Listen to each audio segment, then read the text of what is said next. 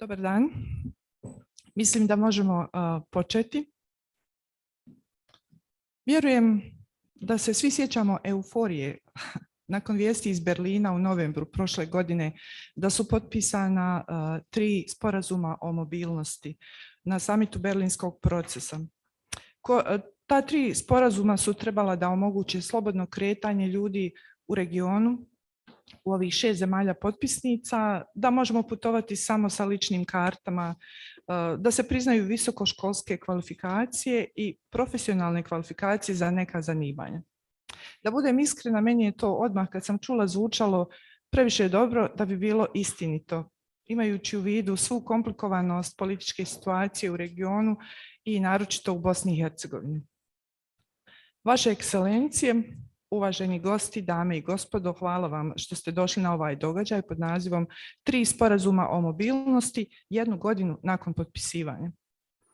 Želim da u ovom svom vrlo kratkom govoru uvodnom skrenem pažnju na 3 stvari. Prva stvar je da, iako se svi slažemo i mislim da je uvriježeno mišljenje da je proces podjednako važan kao i rezultat, u slučaju Berlinskog procesa mislim da građani i građanke više cijene ipak rezultat, nešto što će direktno utjecati na njihove živote. Berlinski proces je za obične ljude samo neka prilično nerazumljiva vijest koju čuju nekad na dnevnicima, u informativnim emisijama, ali do sada su razumjeli samo jedan rezultat, a to je putovanje bez viza, susreti porodica koji se već godinama nisu vidjeli, mogućnost lakšeg kretanja i zapošljavanja i to naročito za mlade ljude.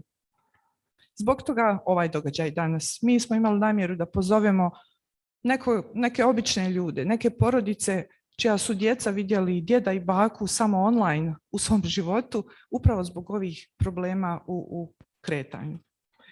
Ali vjerujem da ima i ovdje danas među nama ili među ljudima koji nas prate online upravo takvih slučajeva. Svi mi trebamo novu energiju u ovom regionu, trebamo slobodu kretanja, trebamo prosperitet da bismo uopšte ostali ovdje. Druga stvar koju želim da naglasim, naravno Berlinski proces je diplomatski proces, diplomatska inicijativa povezana sa proširenjem Europske unije i zato nam je jako važan. Građani i građanke žele u Europsku uniju. Tražimo, ne molimo, nego tražimo od političkih predstavnika i predstavnica da saslušaju građansko mišljenje i da bez odlaganja krenemo puno brže prema Europskoj uniji. Ovaj region je u Europi i jedino prirodno i pravo rješenje i solucija jeste da postanemo dio europske porodice zajedno sa svim našim prednostima i manama. Nadam se da prednosti imamo više. I pod 3, treća stvar koju želim da istaknem, mislim da je vrlo važno da ovaj današnji skup organizovala grupa udruženja, grupa nevladinih organizacija na vlastitu inicijativu. Zato što osjećamo potrebu, osjećamo i odgovornost da doprinesemo ovom procesu puno aktivnije nego do sada. Berlinski proces je zaista bitan za sve nas. Civilno društvo, nažalost, u posljednje vrijeme sa nekom tendencijom pogoršavanja ima probleme sa vlastitim ograničenjima za vlastiti rad koji, nažalost, su sve vidljiviji u cijelom regionu.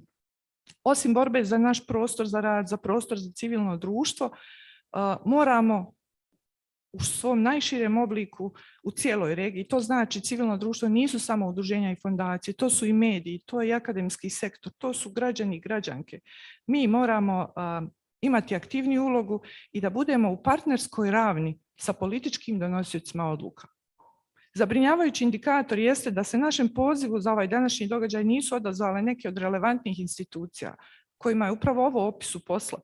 Ali to nam samo govori da saradnja vlasti, civilnog društva i Europske unije treba također novu energiju. Treba više uvažavanja, pritome imajući u vidu upravo rezultate koji građani i građanke očekuju od svih nas. Na kraju želim da zahvalim naravno našim partnerima u organizaciji događaja, Institutu za saradnju i razvoj iz Tirane i Centru za politike i upravljanje iz Sarajeva, kao i svima onima koji su pomogli da se ovaj današnji skup održi. Sigurna sam da ćemo imati produktivan i koristan dan i nadam se da ću uskoro moći bez vize na Kosovo. Hvala vam puno.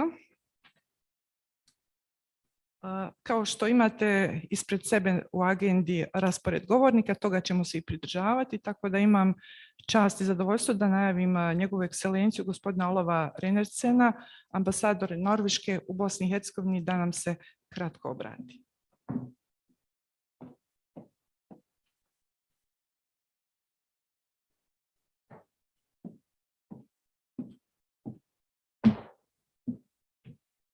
Dobar dan, Deputy Speaker, colleagues, ladies and gentlemen.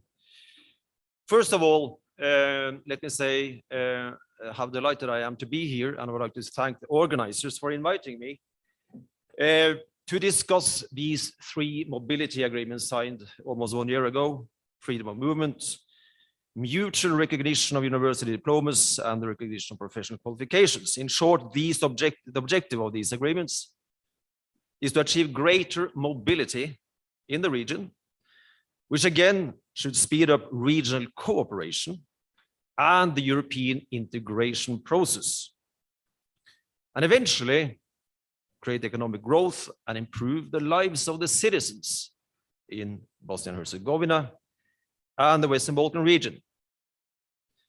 And as I said in my statement to the press, when it comes to Bosnia and Herzegovina, we are used to political crisis. We are facing one right now. These constant political crises have led to a stagnating economy, more or less constantly for the last 10 years, also compared to the neighboring countries in the region. Lower growth figures, which then again has resulted in a unique demographic crisis. And that is why agreements like this, regional cooperation, that can enhance economic growth and cooperation, that is so important. So where are we now, 1 year down the road? I believe it is fair to say that more should be done and more can be done. My country, Norway, fully supports and is committed to Bosnia and Herzegovina's Euro-Atlantic path, as we are for all the countries in the region. All initiatives, interventions, processes, everything what we're doing really, and what we promote in this region are complementary to the objectives of the Berlin process. They are resolution of outstanding bilateral and regional issues, achieving reconciliation within and between communities in the region. That is still an objective in 2023. Enhancing regional economic cooperation and laying the foundation for stronger and sustainable growth in the region. Let me also say a few words about the role of civil society. We strongly believe that stability and security in Bosnia and Herzegovina and the region as such can be sustainable only with the active participation of the civil society. That's why concretely Norway has launched a large support program for CSOs in the region, namely Smart Balkans project. The overall objective is to address the issues relevant to the society of the region regarding security, stability, and governance. This can be achieved through stronger, more sustainable and vibrant CSOs, and allowing citizens to have proper impact on building peaceful and inclusive societies. It is my sincere hope. Yeah, I think I can limit myself to say hope that today's event will contribute to speeding up the processes and improving the lives of the citizens and our role. We also have the EU here as the international community should be to support these processes and motivate all stakeholders to be dedicated to European as well as Euro-Atlantic cooperation and integration. Hvala vam.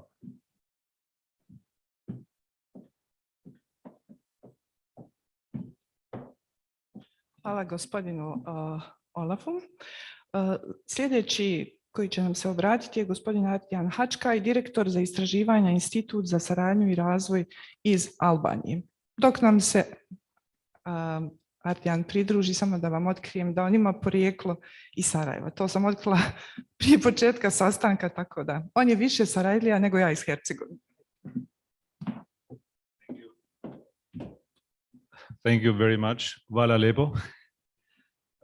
I'm really honored to be in this building and in this event, and I would to thank the Bosnian hosts. Thank you very much for your welcome.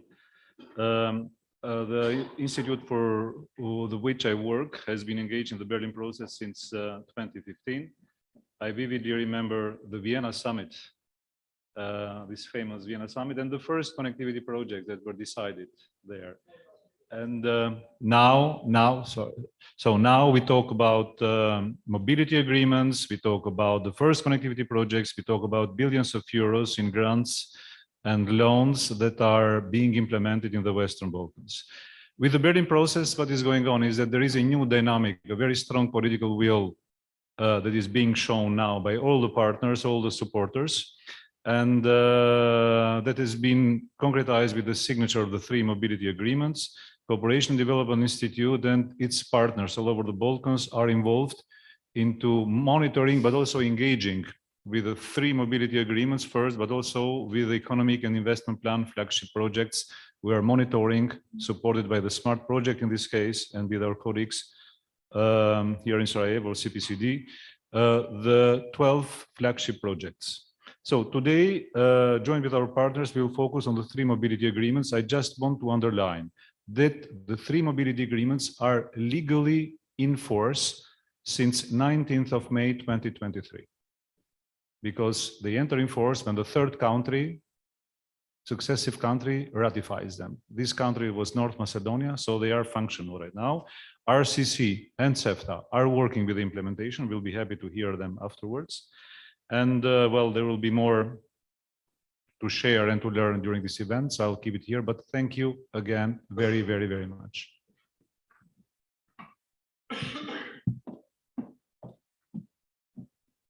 Hvala, Ardijan. Sljedeći je dr. Denis Zvizdić, drugi zamjenik predsjedavajućeg predstavničkog doma Bosne i Hercegovine. Hvala najljepša. Jel se čujemo? Uvaženi organizatori konferencije, uvažene dame i gospodo, poštovani prisutni, sve vas lijepo pozdravljam i predstavljam mi zadovoljstvo da prisustvujem današnjoj konferenciji na kojoj se govori o jednoj od važnih tema bitnih za Bosnu i Hercegovinu i za kompletan Zapadni Balkan. Kao što pretpostavljam svi znamo, Berlinski proces predstavlja jedan od najznačajnijih inicijativa za evropski put Bosne i Hercegovine i ukupan napredak i Bosne i Hercegovine i Zapadnog Balkana. To je inicijativa koja je pokrenuta od strane tadašnje kancelarke Angele Merkel, otprilike u isto vrijeme kada sam ja preuzeo dužnost predsjedavajućeg vijeća ministara Bosne i Hercegovine.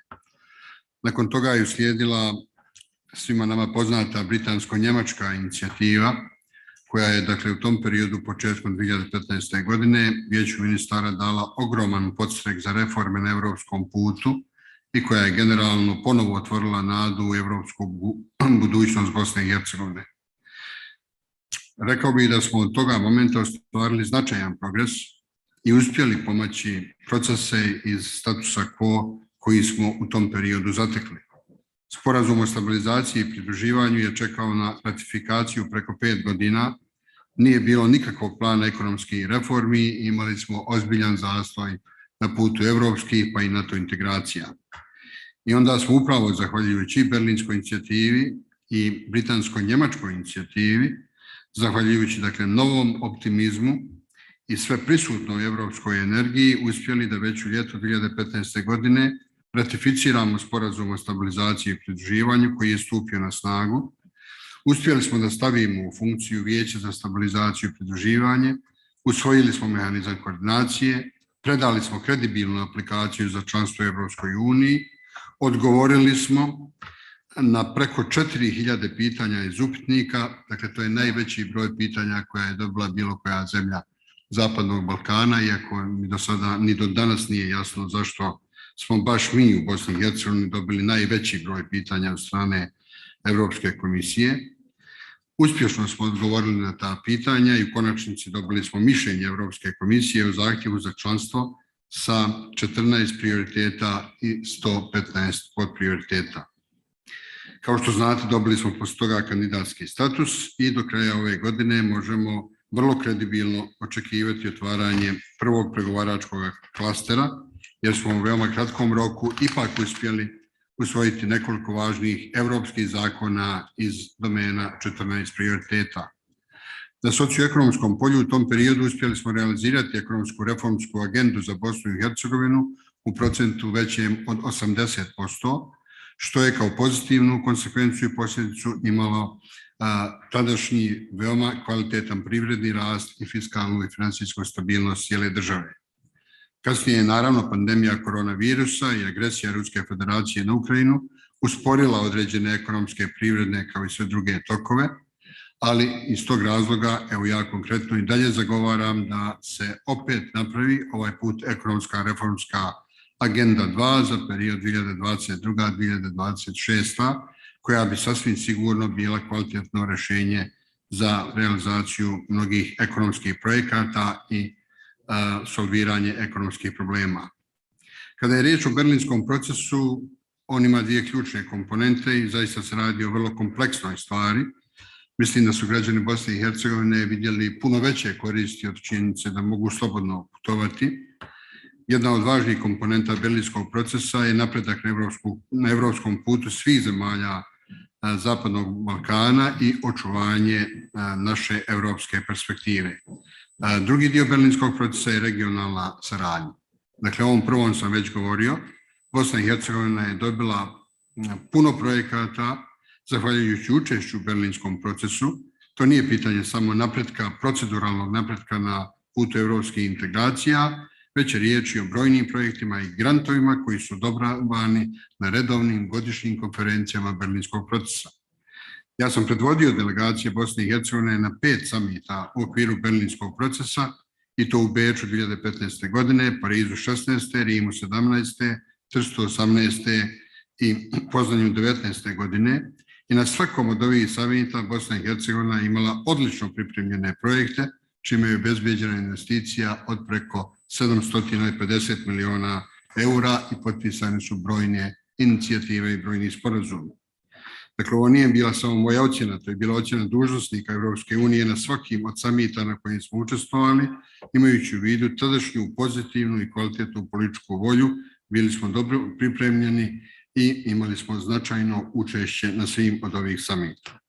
I s aspekta regionalne saradnje berlinski proces je također ostvario zapažene rezultate.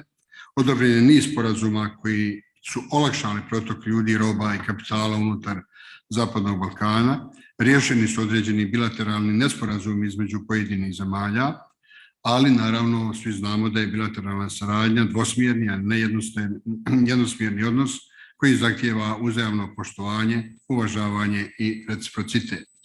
Zbog toga sam na svakom od tim samita i danas tražio da se prioritetno na Zapadnom Balkanu potpišu i ratificiraju sporazumi o granicama, da se prestane sa infrastrukturnim projektima koji se realiziraju bez saglasnosti drugih zemalja, da se prestane sa revizijom historije, da se konačno pristupi tranzicijskoj pravdi, odnosno suočavanju sa prošlošću i priznavanju zločina koji su počinjeni, kako bi se moglo početi sa procesom saradnje i pomirenja i kako bi generacije koje dolaze živjele u još boljem i normalnijem ambijentu. To je jedan važan aspekt i mislim da svi na tome moramo raditi. Kada govorimo o potpisivanju 3 sporazuma o mobilnosti, to je zaista veliki uspjeh u okviru berlinskog procesa. U novembru 2022. godine u Berlinu su potpisani sporazumi, kao što znate, o slobodnom kretanju s ličnim kartama u regionu, o priznavanju visokoškolskih kvalifikacija i profesionalnih kvalifikacija za doktore medicine, stomatologije i arhitekte. I to je upravo ono što nam treba, to je ono na čemu stvari počiva Evropska unija, a to je sloboda kretanja ljudi, roba i kapitala, sloboda i solidarnost unutar Evropske unije, to je neophodno i za Zapadni Balkan. Naše regionalno tržište je malo, manje je od 18 miliona ljudi u okviru 6 zemalja Zapadnog Balkana i zbog toga nam je potreban pristup zajedničkom tržištu Evropske unije. I zbog toga je berlinski proces važan. On je priprema regiona za Evropsku uniju, a nije nikako finalna faza naše saradnje. Ne treba naravno ni spominjati koliko je korisno za građane što su ukinuti troškovi roaminga u svim zemljama Zapadnog Balkana i to je recimo primjer i put kojim trebamo ići. Ovom prilikom želim da čestitam Vijeću za regionalnu suradnju na koordinaciji prilikom pripreme i potpisivanja brojnih sporazuma. Želim da čestitam Vladi Savezne Republike Njemačke na političkoj i diplomatskoj pomoći, kako u okviru tema iz Berlinskog procesa, tako i na kvalitetnoj i bezuvjetnoj podršci evropskom putu Bosne i Hercegovine, ali i svih 6 zemalja Zapadnog Balkana. Naredni summit, kao što znamo, će biti u oktobru ove godine u Tirani. Svi imamo velika očekivanja od tog samita, posebno imajući u vidu da je na posljednjem samitu u Berlinu Evropska unija izdvojila €1 milijardu pomoći za energetski sektor zemljama Zapadnog Balkana i posebno imajući u vidu da svi očekujemo ozbiljne investicije, fondove i grantove u okviru zelene agende koju planira da realizira na prostoru Zapadnog Balkana Evropska unija svojim sredstvima, udruženim sa sredstvima privatnih investitora. Dakle, ima jako puno projekata u oblastima infrastrukture, digitalizacije, povećanja konkurentnosti, obrazovanja, ekologije, mobilnosti itd. Međutim, naravno, kako je to običaj na Zapadnom Balkanu, iako ja dolazim iz te sfere, moram biti iskren i reći, politika je uvijek tu ne da olakša, već da oteža te procese. Bosna i Hercegovina konkretno još uvijek nije ratifikovala ove sporazume. Prema mojoj informaciji, 2 sporazuma bi vrlo brzo trebala doći u parlamentarnu proceduru i ja vam mogu dati garancije da u momentu kada dođu u parlamentarnu proceduru da će i predstavnički dom sasvim sigurno usvojiti.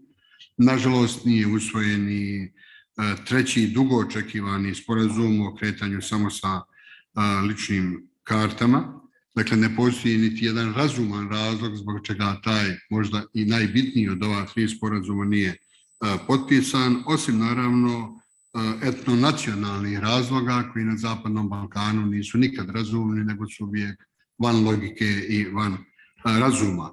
Ali evo, nadamo se da će doći vrijeme i da će doći ljudi na političkoj sceni koji će pokazati pozitivnu političku volju i prihvatiti projekte koji su dobri za sve građane, izaći iz prostora političke i etnonacionalne fikcije i posvetiti se projektima koji će Bosnu i Hercegovinu ubrzano voditi ka članstvu u Evropskoj uniji. Uglavnom, i da time završim, 2 sporazuma očekujemo da će biti na jednoj od naredne 2 sjednice, dakle ne na prvoj, nego posle toga na jednoj od naredne 2 sjednice posle te sjednice parlamenta, on će biti ratificirani, a do tada očekujemo i mogući dogovor za kretanje sa ličnim kartama, što bi bilo vrlo značajno za sve građane Zapadnog Balkana.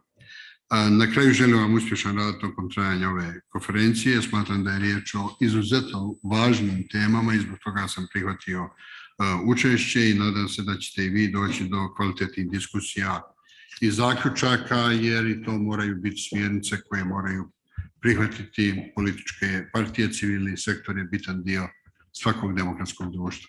Hvala. Hvala gospodinu Zvizdiću. Došli smo do dijela konferencije koji se zove glavna obraćanja i zaista nas interesuje šta nam imaju reći 2 vrlo relevantna govornika u ovoj sekciji. Prvi je gospodin Johan Sattler, šef delegacije Evropske unije i specijalni predstavnik Evropske unije u Bosni i Hercegovini.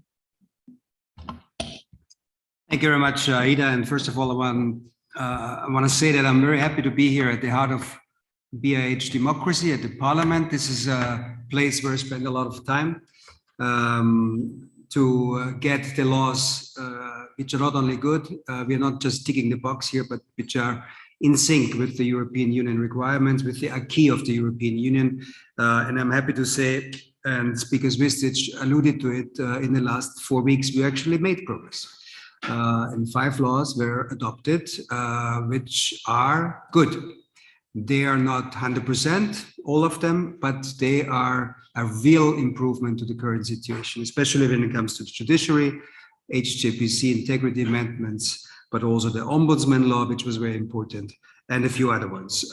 That shows me that in spite of all the crises, and we have heard it in the beginning, there are many here, progress is possible if there's political will. I hope this can be sustained also over the next month.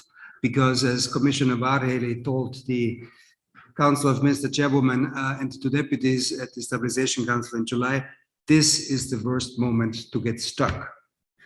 This is the worst moment to get stuck because there's new offers on the table. Commission President will travel here, will come to the region, and I'll come to that in a minute. So I hope very much that we can sustain what has been started over the last 2 months, basically. But I'm happy to be here today, not dealing with the conflict of interest and HTPC and the usual suspect laws, I would say, but about something which is very close to my heart, about regional integration, cooperation. In my previous life, I used to work on those issues very intensively, including on the Berlin process. And I'm happy to see, first of all, that the process is still alive. At some point, a year and a half ago, nobody knew whether this would be continuing. It is alive, and it gave a very strong signal of life when it was October in Berlin with the 3 agreements, which were mentioned many times here before. Also, just to say, and thank those of you who have been involved, the RCC, obviously, but many other players to make those 3 agreements happen, because I know it was a very long way and a very difficult way.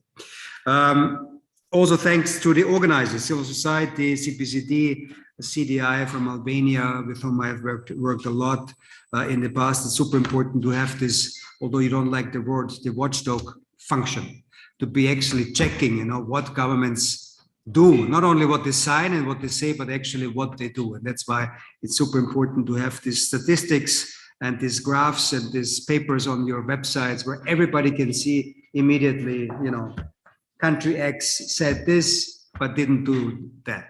And this is always a good test.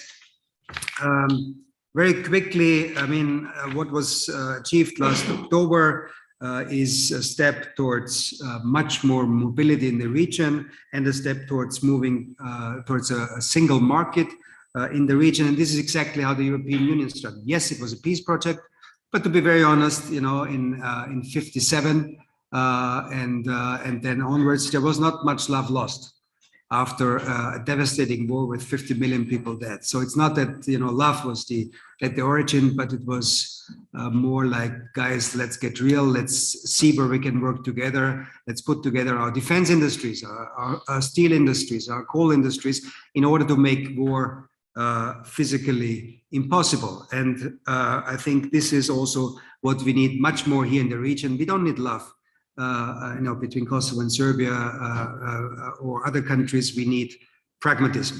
And pragmatism is the key word which was at the origin of these 3 agreements, as it was when you negotiated the roaming agreement. This is something concrete.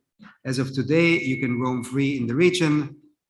As of today, you can, I understand, also have already a 20% or so reduction when you phone to the European Union, because this is the next step. There is a lot of diaspora in the European Union. So in about 3-4 years, the same will happen as with the inter-regional roaming. It will happen also with the roaming to the European Union, a very practical step which the people also feel on a daily basis.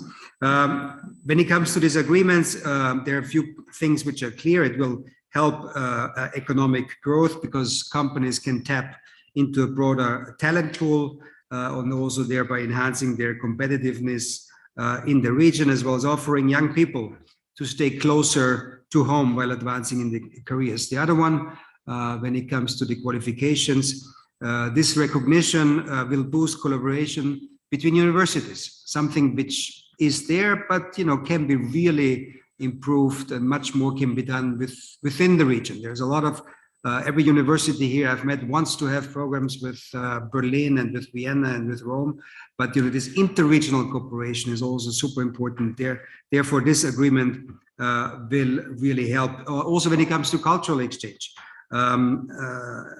this culture is still the easiest thing to unite people. I remember Robert Schuman, the founding father of the European Union, saying in his late days, basically, if I could start again, I would have started with culture, because this is obviously something which connects people very, very easily. And the last point I want to mention here, as a plus from these agreements is something which hurts the most, having worked in this region for a long time, which is the brain drain, which is the long lines in front of the German embassy, which is next to our delegation, the Austrian embassy, other embassies.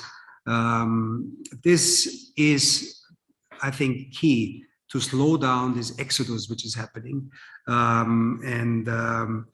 Look, we don't know how much these projects, these programs will influence and reduce these flows, but definitely, making it easier or building this common market here, the single market, making mobility much easier is also a contribution in reducing brain drain. Where are we with Bosnia and Herzegovina? Speaker Zvitic mentioned there are two agreements which are in the making. We got the political yes, but I just heard there was a glitch in the language, so there needs to be an extra round. And to be honest, it's not so much time left. We have five weeks left, and I want to call on everybody who is involved, and I will do my part to get again the green light from the presidency to change that one word. Send it back to you, to Parliament, and do the ratification. It can still be done if there is will. So I very much hope that this is going to happen so that the BiH representative and your successor will come to Tirana and actually some positive things in her baggage. We are not giving up, by the way, on the third agreement. This is obviously for BiH and for Kosovo the most important ones. The most important one. I had a short exchange with my friend Manuel Sarrazin, who was in Banja Luka yesterday. Not an easy discussion, but I was happy to hear that the door is not closed on the third agreement as well. So I think we have to, all of us, intensify our efforts, make the case to have also this agreement being ratified, because this is the one which makes the biggest difference for Bosnia and for Kosovo. I saw some statistics. There are 10,000 people applying for visa in both directions. A good number of those are being answered negatively. We have many cases when we invite people from Kosovo here that in the end they're late or they don't come because the visa is not signed by, and this is another interesting thing, it has to be signed by the foreign minister. So just imagine the foreign minister traveling somewhere and it's not possible. So I think this is the one we all have to work very hard to make it happen. It would be fantastic in Tirana 1 year later to have those three agreements all in place and all working between all the countries. Last point from my side, there is regional integration does not stand alone. There is, of course, a link to the European integration. Sometimes you hear that this is just a baiting chamber, basically you do your part in the region here with 18 million people. And as far as the EU accession is concerned, nothing will happen. This is far from the truth. This is not a waiting chamber. It's actually a very good test case and preparation also for the European Union membership. The Nordics, before they joined the European Union, Finland and Sweden, they were in this Nordic Union. Austria was in EFTA. This is a super training ground, if you want, on economic integration with other countries. So I can only encourage to take this seriously, because the other point is also, which is an important one, is that if you manage to have a pragmatic cooperation, doesn't have to be built on love, but a pragmatic cooperation with your neighbors, you will be a better member of the European Union. And trust me, this is a very important argument in Brussels. Nobody's interested to import additional conflicts. People are interested to have members join the union which are in peace with the neighbors and which have a good basis to cooperate. Having said that, of course, regional integration has its effects, and I mentioned some of them.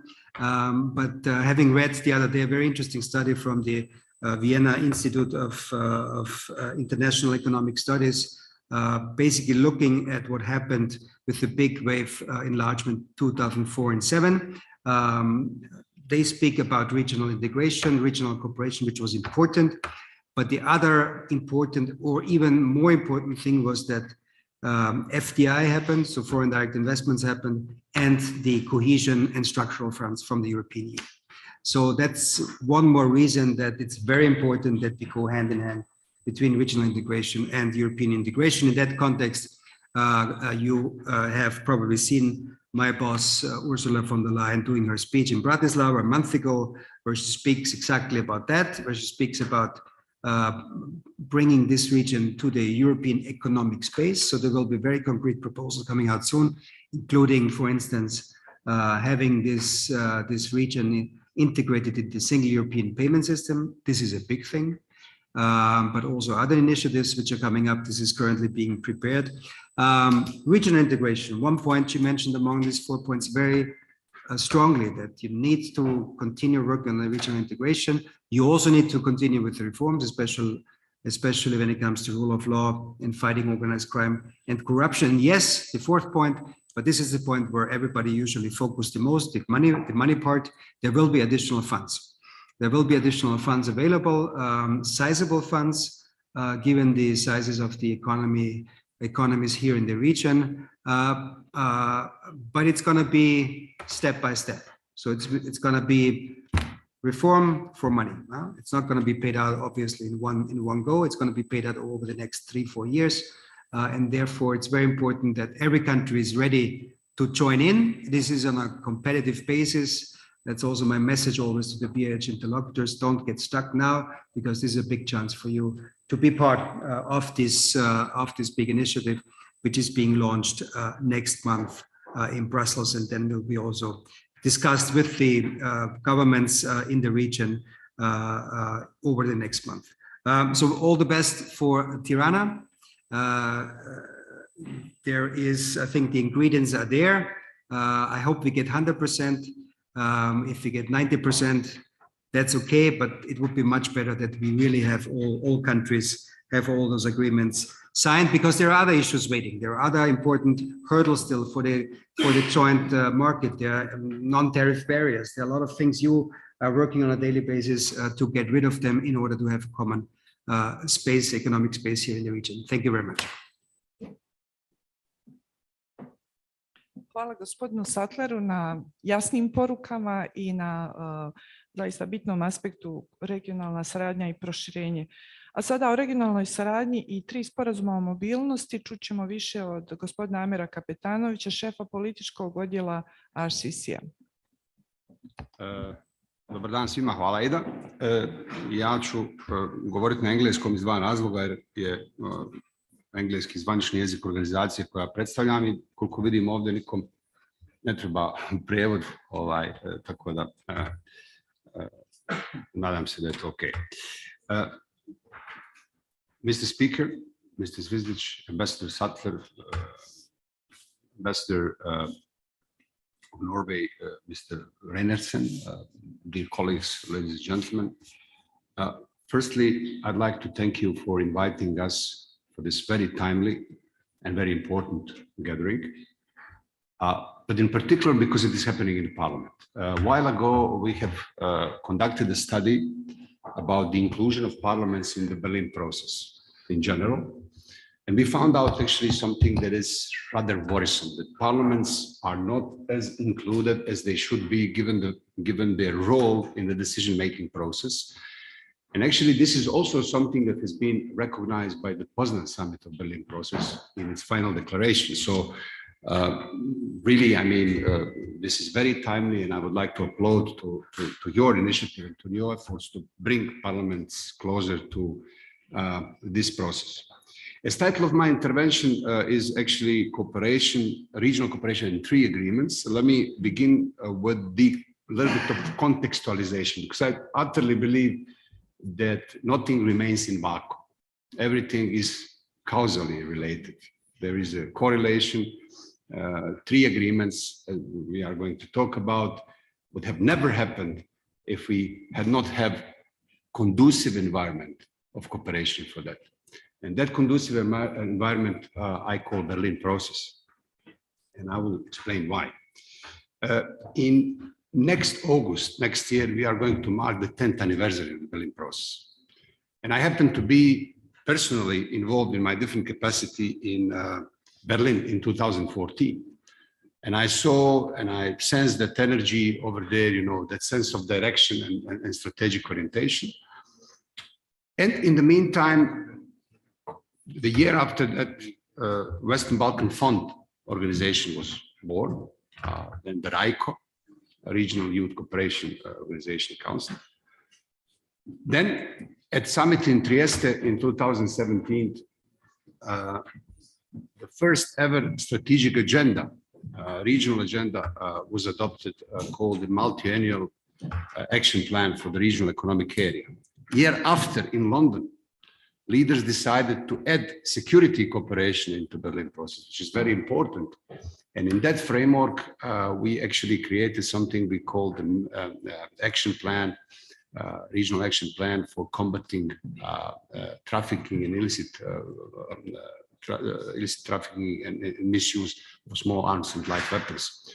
Initiative which is very important given what happened recently in Belgrade and more recently in Bosnia and Herzegovina. In fact, what is happening as we speak around the globe. And then crucial moment was a joint summit hosted jointly by North Macedonia and Bulgaria in 2020, where the action plan for the common regional market was conceived, drafted by RCC and other colleagues, used this infrastructure that we have in Berlin process called the Sherpa framework. Sherpas are the representatives of the governments, for those of you who high-level representatives of governments, for those of you who don't know that. And then, of course, also the Green Agenda, action plan for the Green Agenda for the Western Balkans. So all this incrementally added to the relevance of regional cooperation and created different mechanisms of cooperation. But what is very important, which I would like to highlight, is that those are all inclusive. So no single economy is left out. We call them economy for, this is the euphemism that we use in our language for obvious reasons. And the second is the bottom-up approach. No single policy, and believe me, we have more than 12 working groups working around the region as we speak almost. And no single policy is imposed. Everything that we do is coming from the countries, from the governments. So I think this is the quality of this process, where we can have, we can streamline the efforts, and we can address the real needs of every single economy in the region. Of course, critics would say, as they keep saying, too many flying circuses, too many summits, too little results. I would honestly disagree with that, not because my job is to defend what we do, but because personally, I utterly believe that there is a progress, and I witnessed that progress. And I can share with you many facts and elements why this progress is happening, and why this Berlin process has managed to create a unique regional ecosystem of cooperation. And it was not easy. I mean, in order to have result, you need to have infrastructure. In order to have infrastructure, you need to have a political will. In order to have political will, you need to have a common understanding. We need to have a common frequency that we need to work together. And it was not an easy task. And for those who still are not convinced, I would call them to compare the decade of regional cooperation between 2004 and 2014, and to compare the decade in between 2014 and nowadays. And next year will be 10 years. And you would see the difference, which actually has been noticed by citizens in our region. You know that for 9 consecutive years, we conduct something we call Balkan Barometer, public opinion survey. In each and every one of them, for 9 years, the sentiment of regional cooperation is going up. You can see this, you know, this silver thread, the silver line, is going up. The last one resulting in 76% of respondents saying that the regional cooperation is something really good and that they see it as a motor, as a driver for change and for the betterment. And is in fact, this ecosystem of regional cooperation under the umbrella of Berlin process helped us to negotiate Rome like at home agreement, which Ambassador Sutter and others mentioned. So actually to remove the surcharges for data transfer and telephone calls within our region, which was the precondition for us to start with what we are doing now, the negotiation with the European Union, to decrease significantly as of October this year, tariffs in between the Western Balkans and the EU. There is a problem, and I want you to be aware of that problem. The legal ground for establishing Rome like at home with the EU is not existing. And that's why we are reducing. We are not going to have a Rome like at home as we have in the Western Balkans, unfortunately. But this is another issue which I won't touch now, because it would take us so much time. Green lanes. I don't know, you remember COVID vividly. In first years of COVID, in first months of COVID, Western Balkans was almost cut off from the rest of the world. Okay, I'm coming to it. I'm sorry, Mr. Kapitanovic, I'm speaking. Can you just focus a little bit more and shorten because Yes, of the, yeah, sure. thank you. Thank you very much. Now, okay, I'll do it. Thank you very much. Then I'll jump immediately on 3 agreements. 3 agreements, as you know, agreement on recognition of professional qualifications of doctors of medicine, doctors of dental medicine and architects. Agreement on recognition of higher education and qualification of the Western Balkans ID card has been already fully ratified by 4 economies: Serbia, Albania, North Macedonia, and Kosovo. Montenegro hasn't finished it yet, and it is currently in the parliamentary procedure due to change of government. But we hope that they will, and as they promised, finish the procedure by the end of the month of September. The only economy, the only country that has not finished even close is unfortunately Bosnia and Herzegovina. And we do hope that, as Speaker Zvizdic said, we would have an opportunity for this golden month, in this photo finish that Bosnia can probably catch up the rest of the region and not show up at the summit of Berlin process in October 16 empty-handed, but would be able to deliver, simply because in Bosnia and Herzegovina, regional cooperation is one of the foreign policy priorities. Bosnia and Herzegovina is the host country of regional cooperation. So that's all. I'll finish to just tell you that we complete negotiation of yet another agreement, and we are starting negotiation of yet another agreement. But since time is running, if you have interest, what are those agreements? I will be ready to. Thank you very much. Thank you very much. Now we are actually going to the more interesting and more dynamic part of the conference, because we are starting with the first panel. So first panel would be led by my colleague Adrian Hachka. He will be the moderator, and he will now take over the panel. Thank you. Thank you very much. And well, I will start this panel by quoting Amer in saying that the Berlin process has created a unique ecosystem of cooperation. I think it's one of the best definitions I've heard of the whole process. And afterwards, I would very much like to ask you, Amer, again about where do we stand with the implementation and with the start of the commissions and the joint working groups for the 4 countries that have already ratified.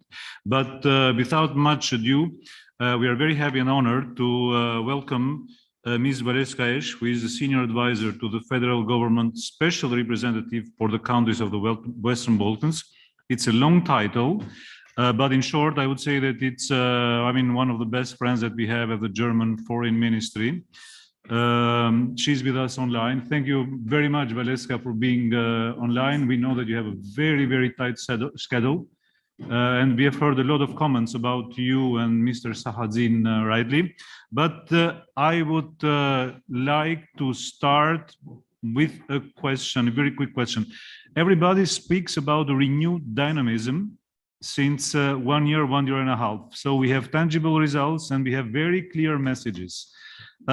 My question is, how did you succeed in making all Western Balkan 6 sign in November last year? And what this hands-on approach coming from Berlin means for the region and for the process? Thank you very much. Good morning to Sarajevo. Thank you for inviting me. I'm sorry I cannot be with you in Sarajevo. And actually, Manuel Sarrazin also sends his regards. He's on a plane literally as we speak. He would have liked to be here instead of myself. I would like to thank the organizers for organizing this important event. As you know, and as has been repeatedly stressed, one of the key priorities of the German government is the EU integration of the Western Balkans. And very closely related to that, we consider the Berlin process an important engagement of us, but also other member states to support the Western Balkans. We see it as a tool to support the region to prepare themselves for eventual EU accession. And the Berlin process has taken up many issues that are fundamental for the EU integration of the region. Economic development, the connectivity agenda was mentioned. There's the digital agenda and regional economic cooperation, but there's also issues like green transition or good neighborly relations. But the focus today is the common regional market, and we consider this a really important commitment by the Western Balkan 6 leaders. I will not go into the history, I think that has been mentioned sufficiently.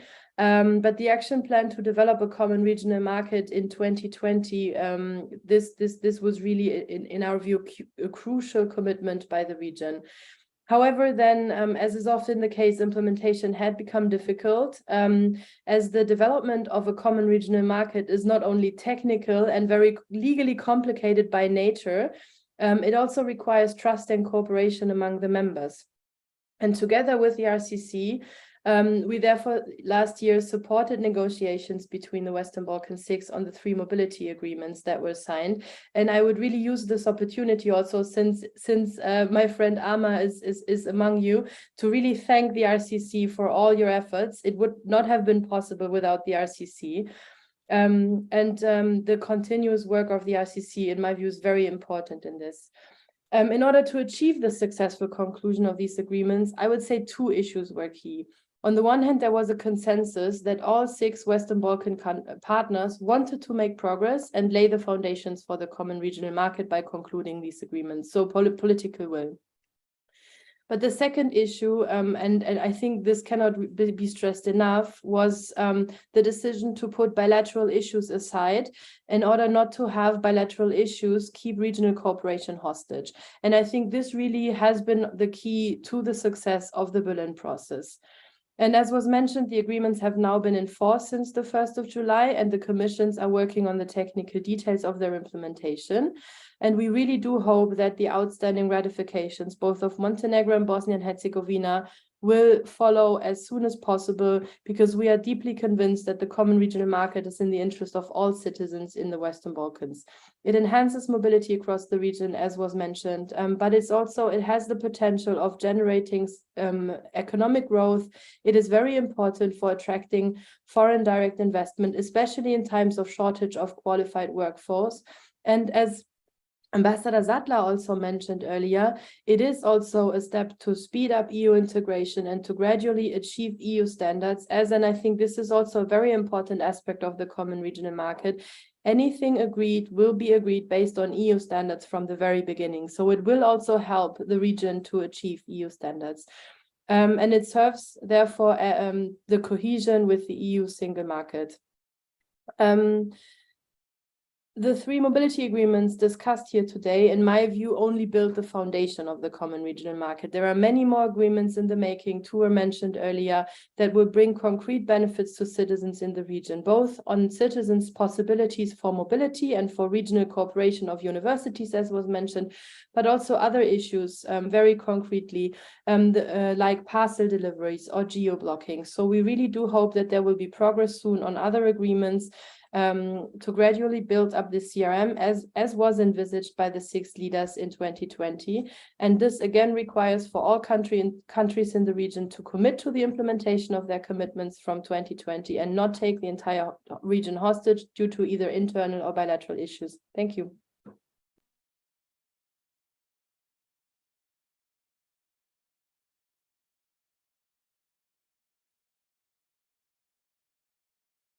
Valeska, I think we lost you during the last 20 seconds. If you can, I think it may have been your closing statement.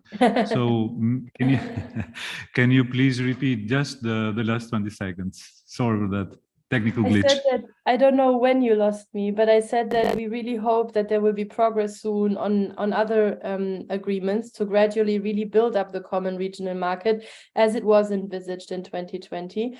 And that, in my view, this progress will really require for all countries in the region to commit to the implementation and to not take the entire region hostage, either due to internal or bilateral issues. I think these are really prerequisites to make progress there. Thank you. Well, thank you very much. So if I resume in one line, it's that there is a very strong support and political will coming from Berlin and from all the countries and from the EU for the regional cooperation. The focus for the next step will be on the implementation of the 3 mobility agreements right now, but also on the preparation and ratification of new agreements. So we are really looking forward. We are so excited to see what will happen before. So that can be announced in Tirana on the 16th of October. Valeska, thank you very much. Please stay with us. I know that you have a very busy agenda, but we'll try to finish as soon as we can the first round of statements. And I will immediately go to Emina. That comes from Emina Mujinovic, is our partner from Center for Contemporary Studies in Belgrade. And well, basically, you will tell us a little bit what happened in Serbia, because we were expecting, let's say, well, not a difficult ratification process, but not so smooth. And my question is, was it? Because we didn't hear anything, and all of a sudden, all 3 mobility agreements are adopted. What happened? Thank you, Ardian. Thank you for inviting me here. Yes, we actually had a really smooth ratification process, and yeah, as you said, it was rather unexpected. But after the signing of those 3 mobility agreements in November, as it was mentioned before, our Prime Minister signed them, and the government decision was to just to improve, they emphasize the importance of improving regional economic cooperation.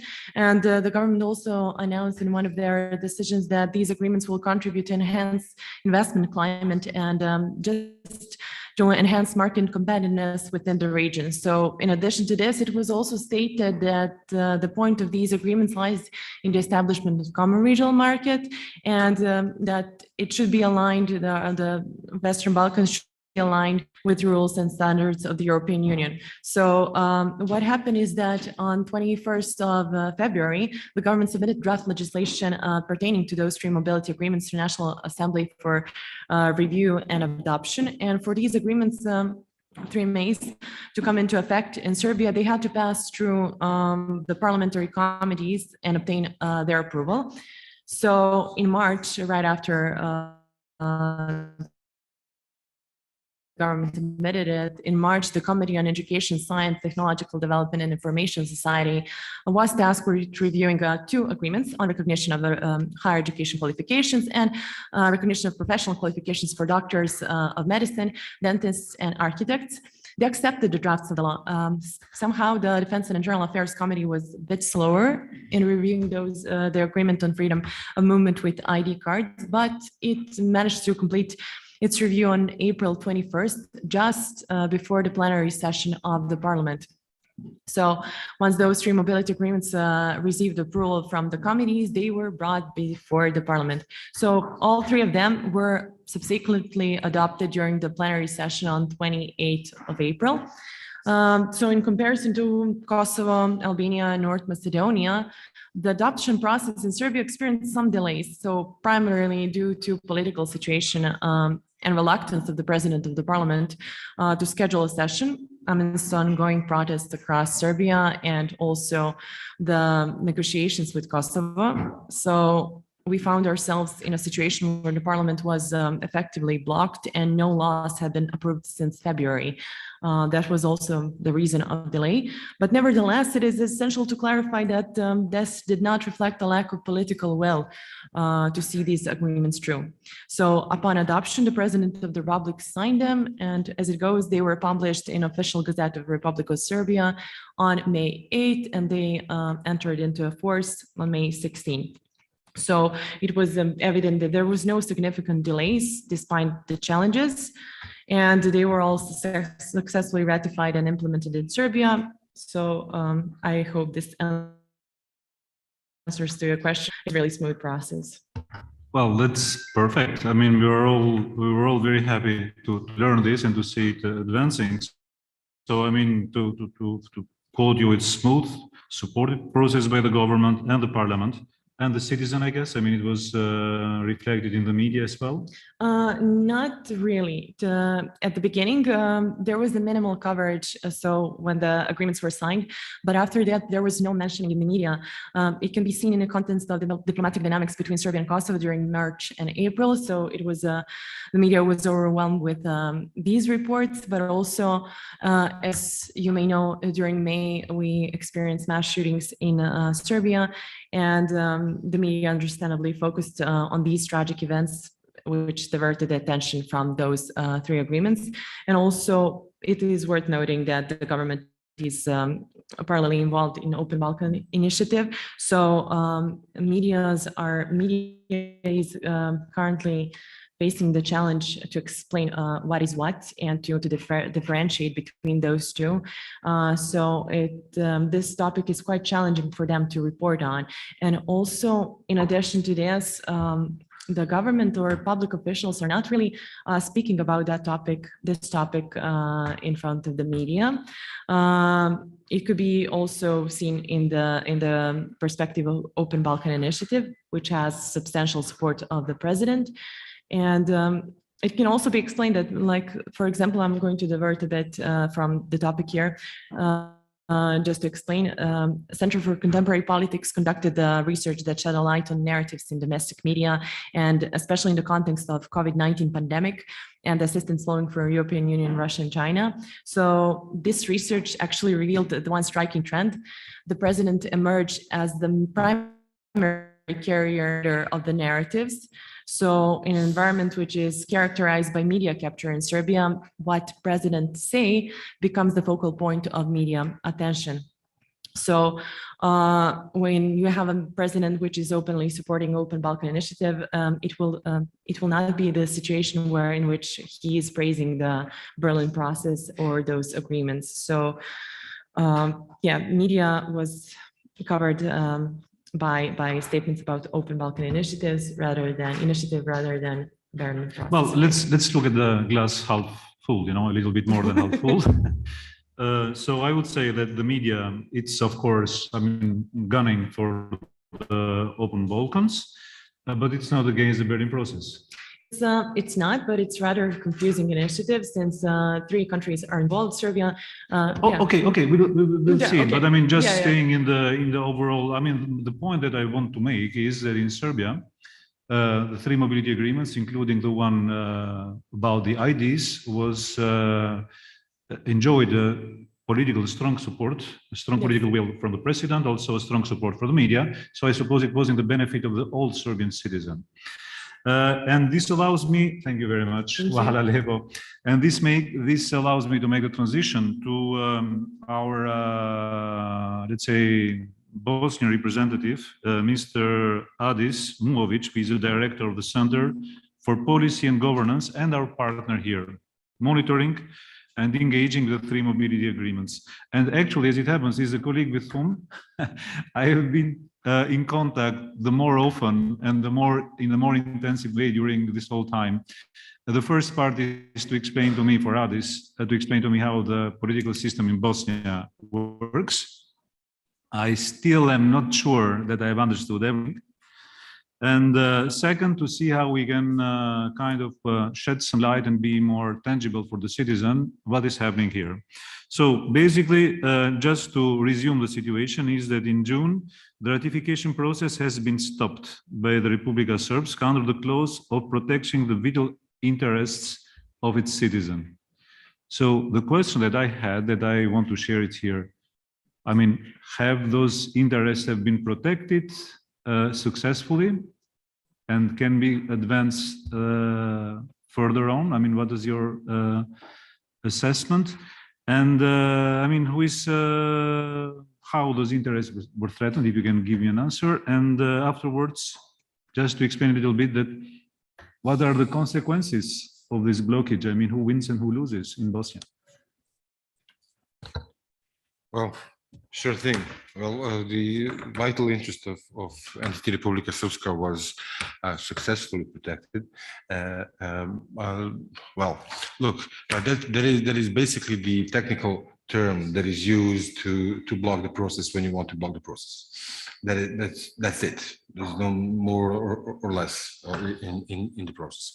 So what it actually has to do with is basically the smooth process in Serbia. You know what the ratification process in Bosnia and Herzegovina is basically blocked and stopped because Milorad Dodik wants it to.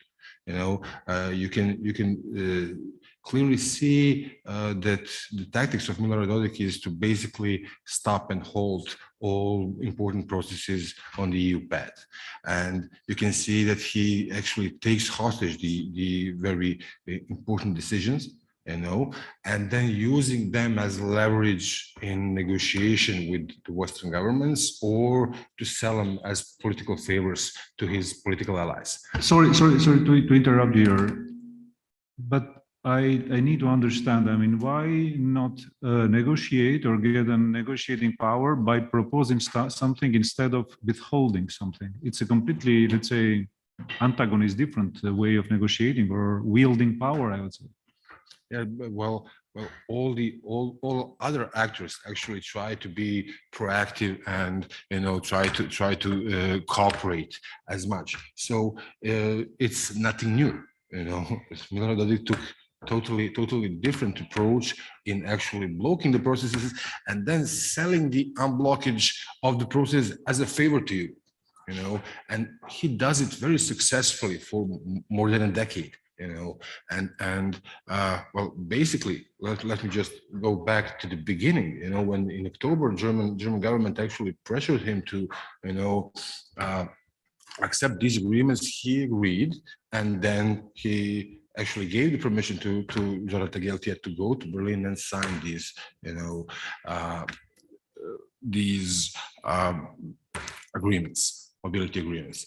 But what actually happened is that immediately after Zoran Tageltia came back from Berlin to Sarajevo, he insisted that he only initialed those agreements, you know, and that's how actually they managed to divide. Bosnia and Herzegovina is the only country where three mobility agreements, you know, went into the interministerial procedure as different, you know, not as a package, but separately.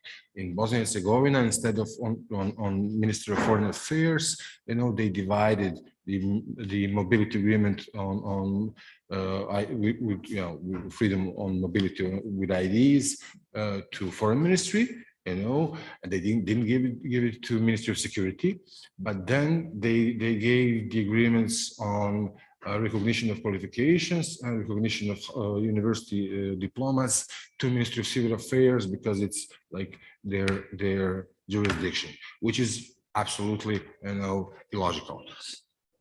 And in February, you know, on February 23rd, on the third session of Council of Ministers,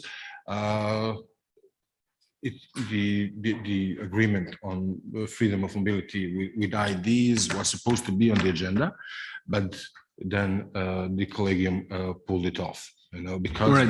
Let me interrupt you here because I mean we more or less know what is going on, but what is extremely interesting in what you're saying is that the blockage of an agreement of an internationally agreed agreement and signed, it's a negotiation tool. I mean, for me, it can work once, twice, but for 10 years, it's a long period, and I think it will bring its costs as well. So my next question is, who wins and who is the loser from this situation? Yeah, well, the obvious losers are you know, everyone in Bosnia and Herzegovina, citizens, you know, will be basically locked in this artificial pocket. You know, on north and west, we will be, you know, like surrounded by united Europe, you know, from the east and the south will be surrounded by united, you know, region, and will be in this dark spot where nothing can move on. Well, you know. exactly, because Ambassador Sattler, he said that the regional cooperation and enlargement are connected. So if you do not participate in the regional cooperation, you cannot be part of the EU. And if you cannot be part of the EU, you'll be a spot. You cannot be part of the EU, or you know, you cannot take the shortcut to maybe, you know, the position that Norway is in today, you know, being part of European economic, you know. Yeah, but this involves the four freedoms, which course. just was blocked. Of course. So yeah, you take the position, as Mr. Zwider said, it's not a rational decision to make, but yeah, taking the note of who are the winners and losers. The citizens are the biggest losers, you know, because we will not feel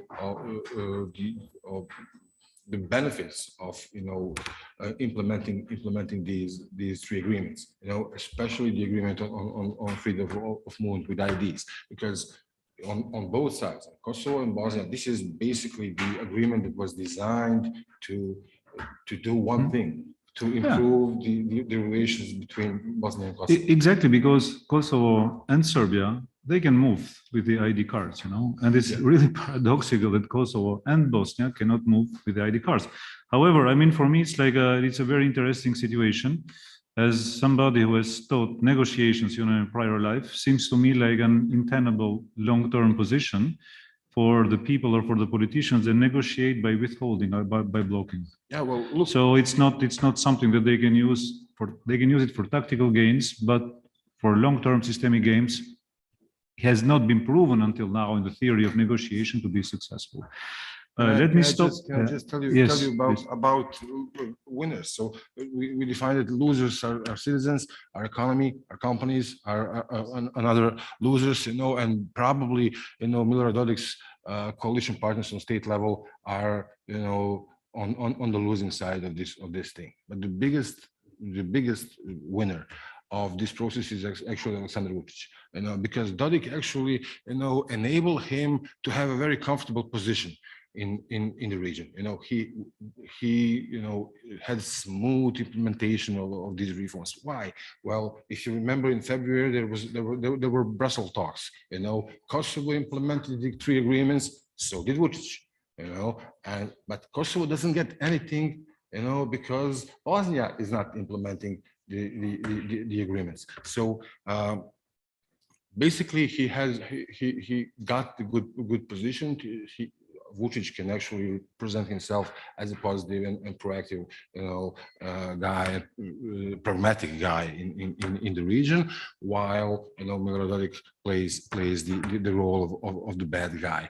Another actually government took a swing on, let me say, easy win for a diplomatic win is Hungary. Basically, when Željko Cvijanović, you know, vetoed the process and People's Assembly of Republika Srpska, you know, supported the veto, they embedded within that you know, support they allowed her to proceed with these two agreements, you know, and then Milorad Dodik met Foreign Minister of Hungary, and they agreed on that meeting. They gave the statement that they agreed on that meeting, on that very meeting, that okay, Republika Srpska will accept these two agreements, you know, and Hungary actually bought it as a political favor and as a diplomatic win, you know, that they introduced this, and although Milorad Dodik planned it from the very beginning. It's a very interesting political dynamics with its winners and losers, but we are sure that the losers are the citizens and the businesses. And, you know, even Vučić, I'm not sure that he's all-in winner, because maybe now he has a competitor in appealing to some strands of the electorate, because Dodik, in this case, looks like the safest bet for those that want a hard position. So, but this makes, as planned, by the way, a perfect transition to the next panelist, which is our colleague from Kosovo. and a direct illustration of this absurd situation when people from Kosovo cannot come to Bosnia and people from Bosnia cannot go to Kosovo. Even if we have been following this in some time, reminded me of this kind of Byzantine procedures to get a visa. So unfortunately, we couldn't have you here, Burim. Thank you very much for being with us online. Mr. Ayubi is Executive Director at the Institute for Development Policy in Pristina. You are a victim, if I may say in quotes, you know, one of the victims of this situation. We have felt directly the impact. We would have loved to have you here with us, and we hope that it will soon be possible. But we heard what is going on in Serbia, and we heard what is going on in Bosnia and Herzegovina. How the three agreements went through in Kosovo. It was flawless, it was no problem at all, but the impact of it not being implemented. Thank you, Ardian. Dear all, unfortunately, I'm speaking online. I would like to be in Sarajevo. Last time I've been, that was before independence. Even there, we have problem with visa issue, but when we've been under UNMIK administration, we get visa at the airport. Now is a difficult situation. Actually, we've been happy about this three agreement because around 1,500 to 2,000 Kosovo Albanians lives in Bosnia and Herzegovina. Also, the huge Bosnian community has relatives there.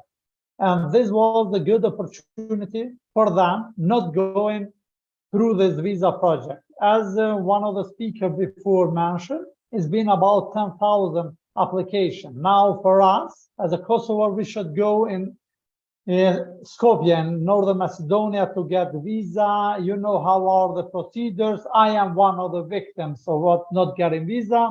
For the Bosnia and Herzegovina citizens, they must go to Zagreb in Kosovo embassy to get visa.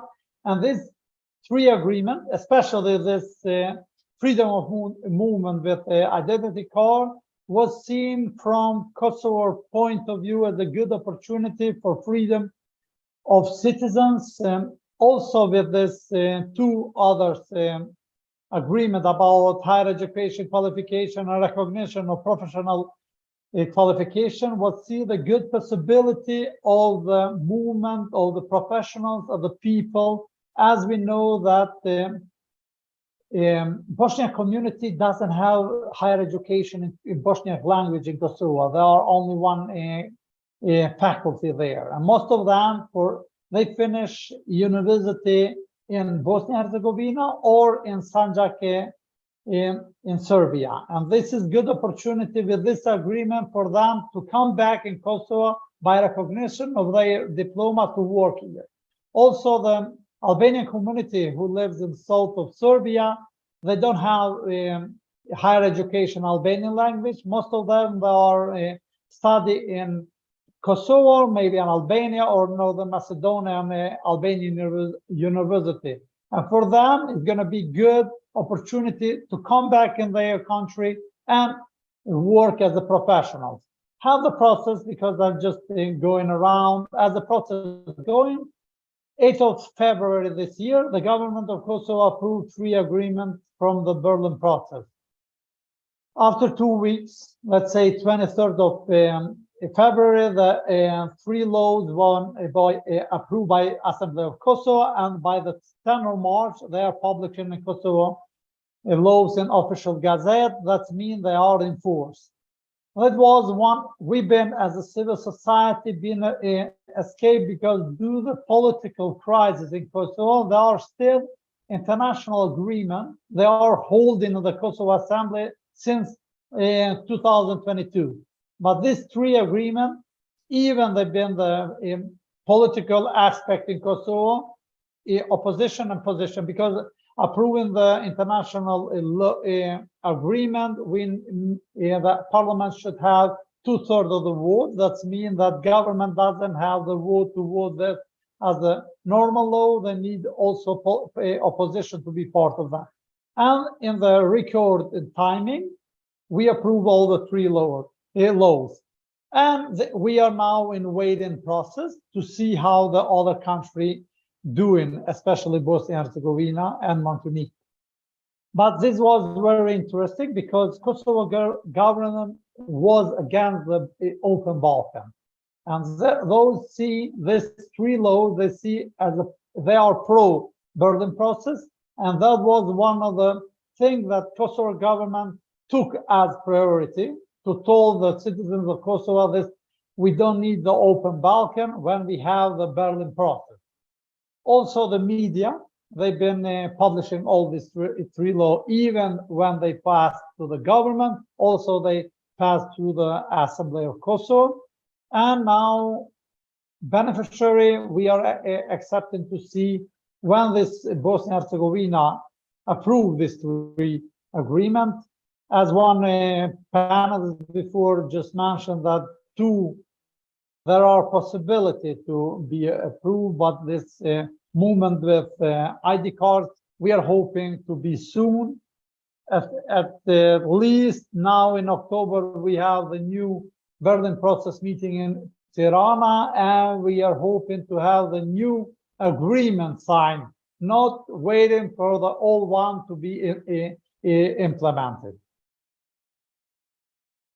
Thank you. Thank you very much, Burim. And you brought up some very interesting information about the number of the applications and the idea, and the information that to get for somebody who lives in Kosovo, they need to go to Skopje to ask for a visa, and they are not sure they will get it. And for people that are here in Bosnia, they have to go to Zagreb, and probably I don't know, they are more sure or not, but it's very costly. You also made it very clear the impact, the tangible impact that those three agreements have on the daily life of people that want their diplomas recognized, businesses that want to move, doctors that want to exercise their skills in some other countries. So I think they're very, very important. And another point which also was raised by Emina is the fact that Kosovo has been one of the strongest supporters of the Berlin process as compared with the open Balkans, which is now defunct as declared by the Prime Minister of Albania. But I think the best definition is like a zombie, neither alive or dead, because I read yesterday that there will be a wine fair in Belgrade under the open Balkans. So if it's declared dead, but at the same time alive, it qualifies like a zombie, I guess.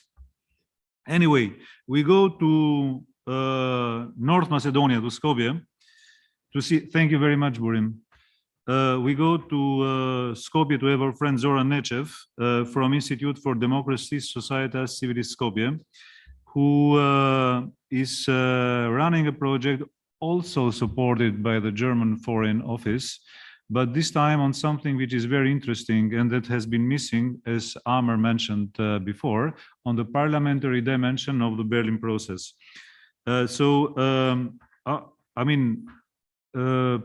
Before asking you why the parliaments are important, just telling to us, a little bit your angle, I'd like also, Zoran, for you to say 2 words about this function of depository that the Ministry of Foreign Affairs of North Macedonia has.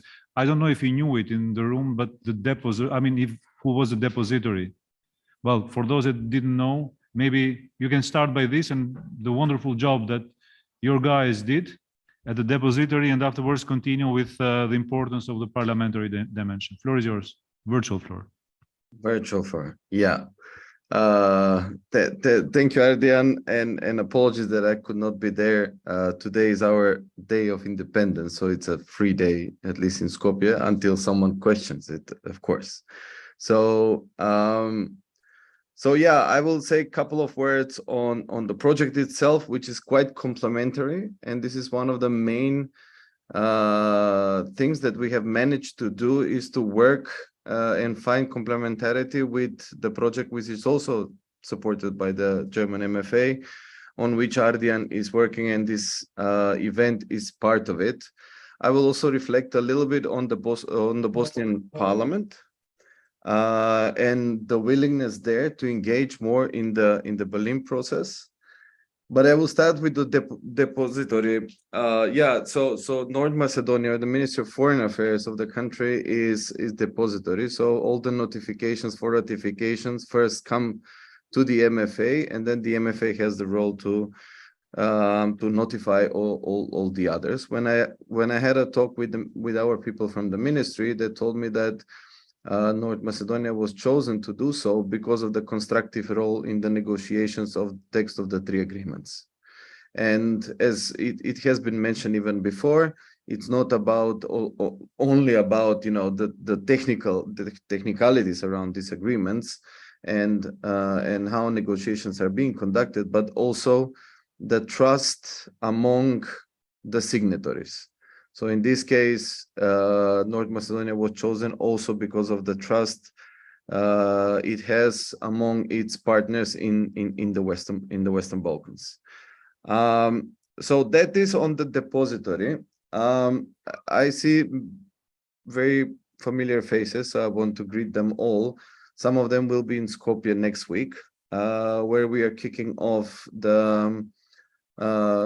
our project with a conference on parliamentary diplomacy. This is how the project is framed, in which we are looking at how the parliaments in the Western Balkan can play its role in supporting the Berlin process.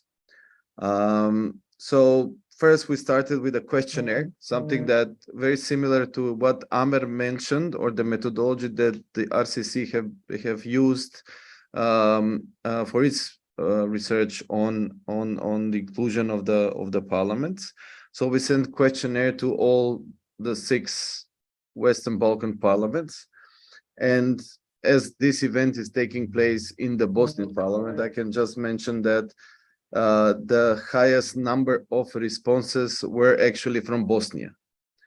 And then this gives me a sense of willingness to engage even more than we already had. And it was quite interesting.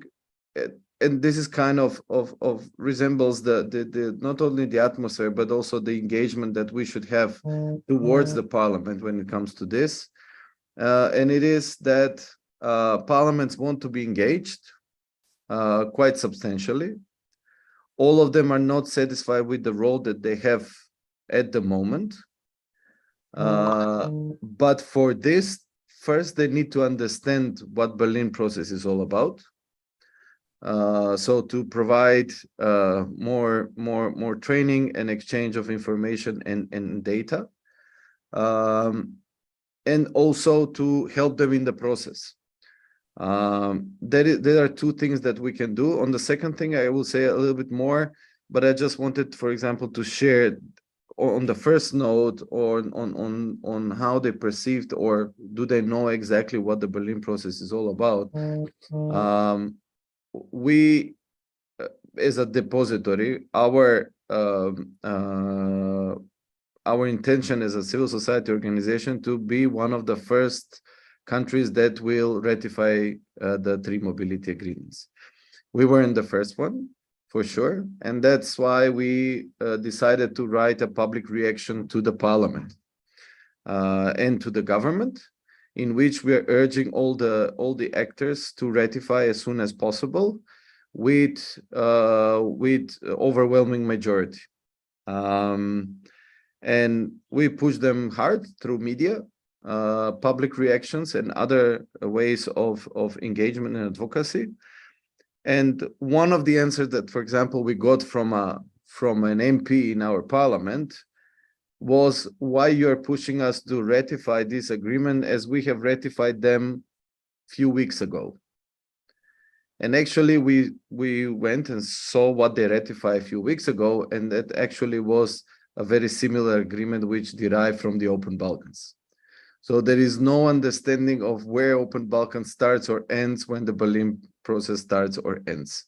So that is why one of the major components of the engagement in the parliament should be kind of exchange of information, data, and training about CRM, especially in light of the announce, what Ambassador Sattler mentioned, announced new growth plan by the Commission President von der Leyen.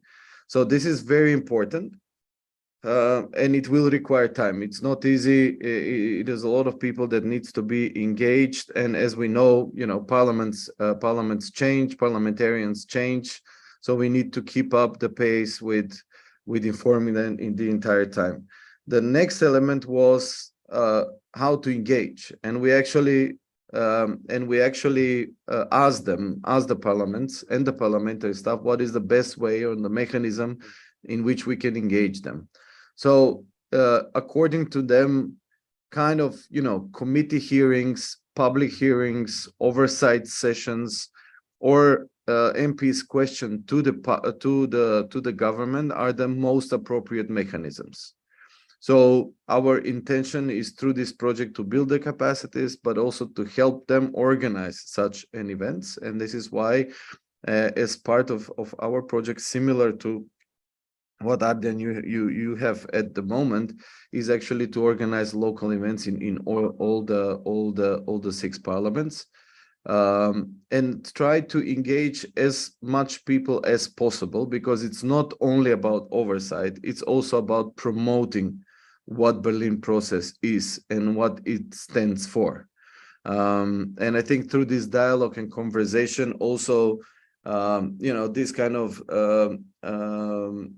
let's say you can debunk narratives such as the one of Dodik in Bosnia. So people need to be informed, people need to be engaged through their MPs, and I think that is the best way of moving forward.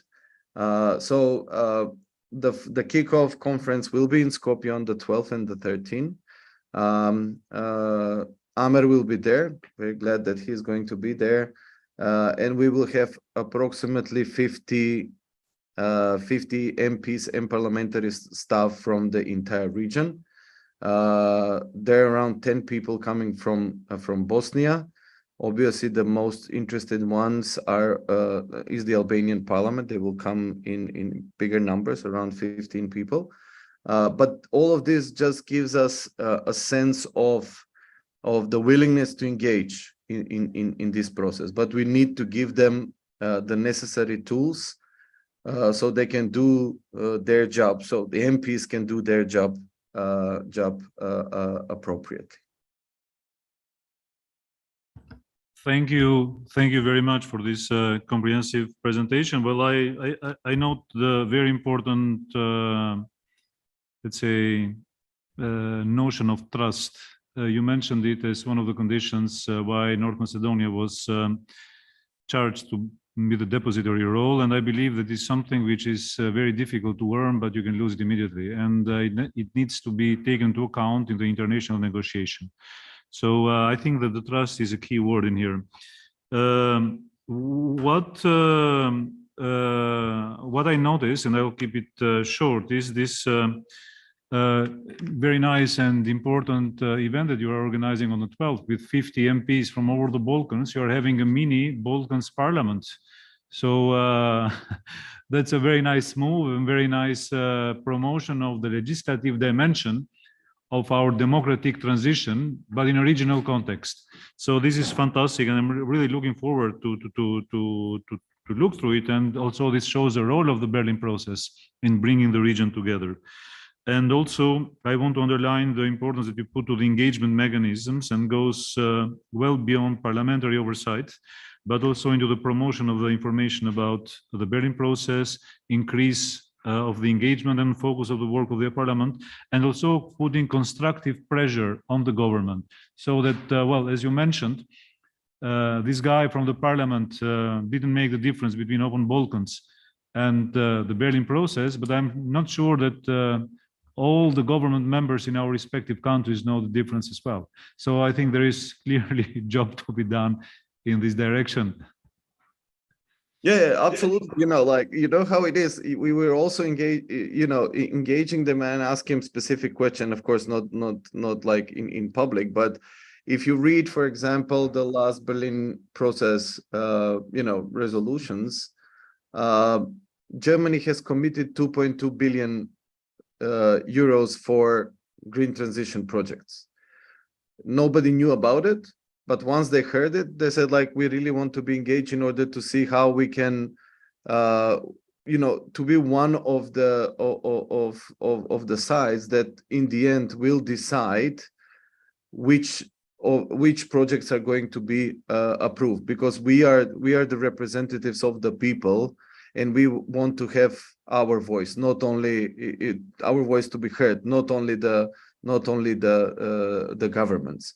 And this comes from all, from regardless if it's from the position or the opposition. So everyone wants to have a bigger voice. How constructive that voice will be, we will see. For the time being, we don't know, but at least there is a willingness to engage, which is like the necessary first ingredient for inclusion. So afterwards, we will work with them. We will work with them all the way through. And also, as the second element, just before the think tank, before the summit in Tirana, we will organize with Yorida, which is the head of the EU committee in the Albanian parliament. We will organize a very similar debate on the same topic. So what we are trying to do is first to bring awareness to the MPs about their role in the Berlin process, and then also to find a way how they can be really engaged. And I really like your question, Ardian, to Amer, and this is one of the elements that we need to see is, for example, these committee working groups, they're established. If you read the mobility agreements, there is no mentioning of the parliaments, but that is one of the elements in which we can work in the future and find also a role of the parliaments in, at least in oversight, or any other kind of role of the parliaments in the implementation of these mobility agreements.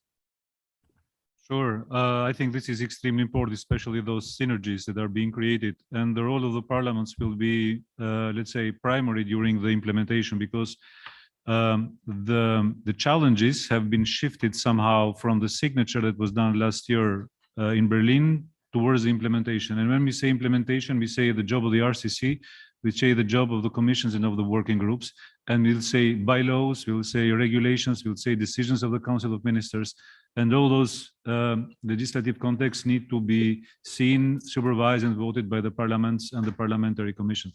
So you have a good job in front of you, Zoran. I mean, we'll see each other very often. Looking forward. Likewise, thank you very much. We have done a first tour, and I'm really grateful that you have stayed with us until now. So I'm opening the floor for, the physical floor, but also the virtual floor for people that follow us online, if there is any question for our panelists. So about anything that it's connected with three mobility agreements, the Berlin process, and regional cooperation. Please go ahead if you can state who you are, where you come from. Thank you. My name is Amir Velic. I come from the Citizens Association Why Not? Zašto ne? I work as a researcher on the project Istinomir. Thank you for organizing the conference and for very insightful remarks. The question that I'd like to ask maybe to Ms. Muminovic or Muhovic is, how would you explain the fact that Serbia was, as you just said, so smooth, maybe unexpectedly smooth in adopting and ratifying all the three agreements, especially the one on the freedom of movement with the ID cards, while the Republika Srpska representatives of the government have refused to do so in regards, especially to the one with the travel with the ID cards.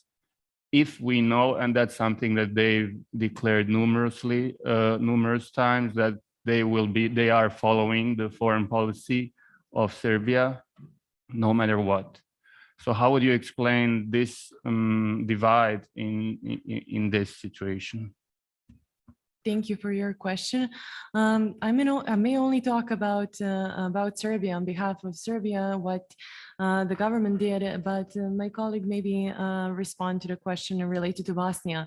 When it comes to smooth implementation, I think that in the government, in every decision is aligning when it comes to regional cooperation, like is striving to align with the Berlin process. And when it comes to these agreements, it was something that the Prime Minister was authorized to sign, and it was a natural consequence. The only reason for this slight delay was in challenges in political situation of Serbia that we had. But as regards to Bosnia,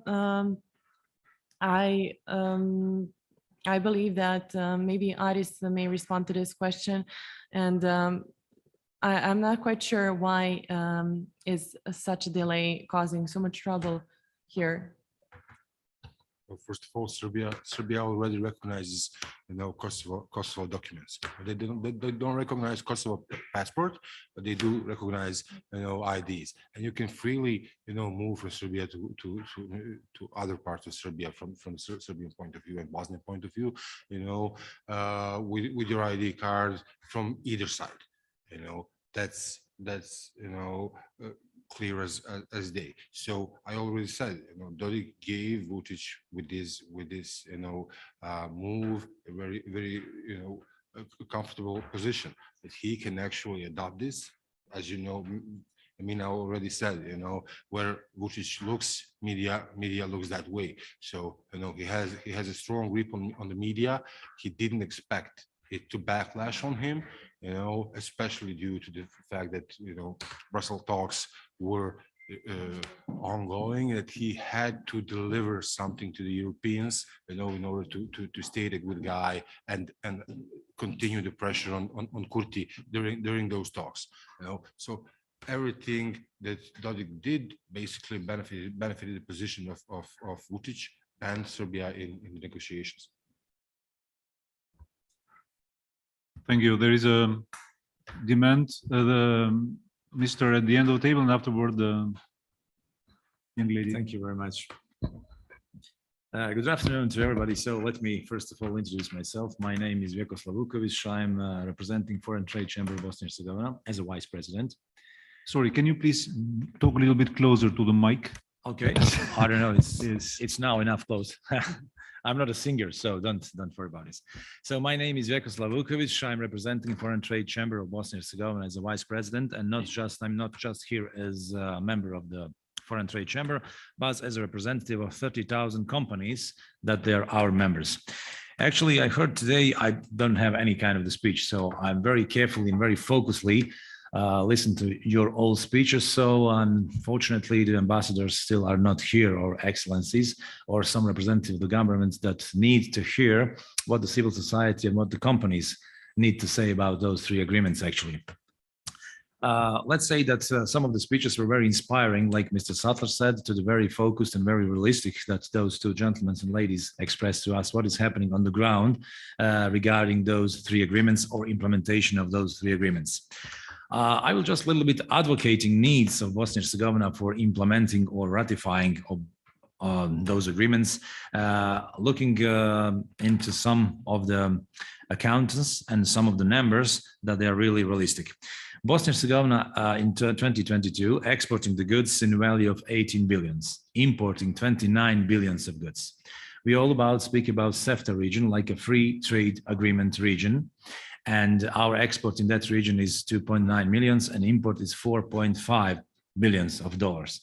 So actually, what else to say about needs to cooperate among us? The problem is not in the CEFTA or free trade agreement. Problem is in free movement, because all of our countries in the region suffering from the labor force. So lack of the labor force is a key issue in the future and will be much deeper. Like we saw before in digital world, in those platforms, there is no any barriers that colleague from Kosovo, colleague from Germany asking and speaking with us. So those barriers are precisely in our heads. I don't want to mention any kind of the politicals because the Foreign Trade Chamber is NGO. So we are non-governmental organization in Bosnia and Herzegovina. Taking account that Bosnia and Herzegovina have right now let's say very honestly, 2.2 millions of populace. There are no 3.6 millions here. So where are our labor force? Where are our people? They leave Bosnia and Herzegovina. They work somewhere else. And last year, through the Foreign Office in Bosnia and Herzegovina, they asking about 3,000 labor force permits. For next year, our evaluation is that we need 30,000. So it's really not to say play with the people here, but it's very, very, very wrongdoing situation right now. Regarding the tourism, last year, 1 million tourists go through Bosnia and Herzegovina with 2 million spending nights. So we are neighboring countries. It's very easy to come to Bosnia and Herzegovina looking at the infrastructure and the roads that's covering us. But what the problem is with those traveling with IDs, like my colleague from Kosovo, have got that problems. We do not need anything else, just the same conditions between Serbia and Kosovo that we have between Bosnia and Herzegovina and Kosovo, for example. Our export from Bosnia and Herzegovina to Kosovo is right now 140 millions. Evaluating some kind of the progress, we lose 20 to 50 millions of export every year because we cannot cooperate directly with those business people in Kosovo right now. So the needs for implementing of those 3 agreements are more than welcome and are more than reliable, like we can see those two figures, and non-implementing them in very near future. Actually, we can say that will have deep impact in economy in Bosnia and Herzegovina in different areas, because Berlin process completely supporting economic growth of our countries, and our key aim is one region, one economy. And how implement one region, one economy if there are some kind of the barriers, whatever it takes. Qualified labor force is above us. There is a lot of question marks, because we as well suffering from that area. So I will stop here, because I can speak with the arguments with all of the people that are presented here, not just here, but I do not have any kind of political speech. The figures and the realistic situation from the companies is in front of the desk, in front of our tables, because the companies of Bosnia and Herzegovina paying the taxes pay those politicians that making those decisions on behalf of all of us. So I will all the time would like to say and express and send them the message that we need to digitalize politicians in Bosnia and Herzegovina. Thank you. Well, that's excellent. I mean, I have never heard about it to digitalize politicians. Mind you, our PM said last week that the procurement in Albania will be done totally through artificial intelligence. So if we are lucky, we will also have artificial intelligence, as politicians. So, I mean, it cannot be as bad as it may sound, but it's okay. Maybe the first human robot, Sophie, can lead the next meeting. Thank you. Yeah, we will elect the robots then, thank you very much. And it is interesting because what we notice in this discussion about the 3 mobility agreements is that the real stakeholders, the ones that benefit or suffer or bear the cost of these agreements, they are along the last lines when it comes to get heard by the policymakers. So having here citizens that talk about it, having here the businesses that talk about that, I think it is extremely important. I'm very happy that we are doing these things together with our colleagues in here with CPCD. And right, so next online it was you for a question, but I will abuse a little bit of my moderation powers. So I will ask the question myself first. And I wanted to ask it to Valeska because I know that she's very busy and she may have to leave very soon. And afterwards, I'll give the floor to you.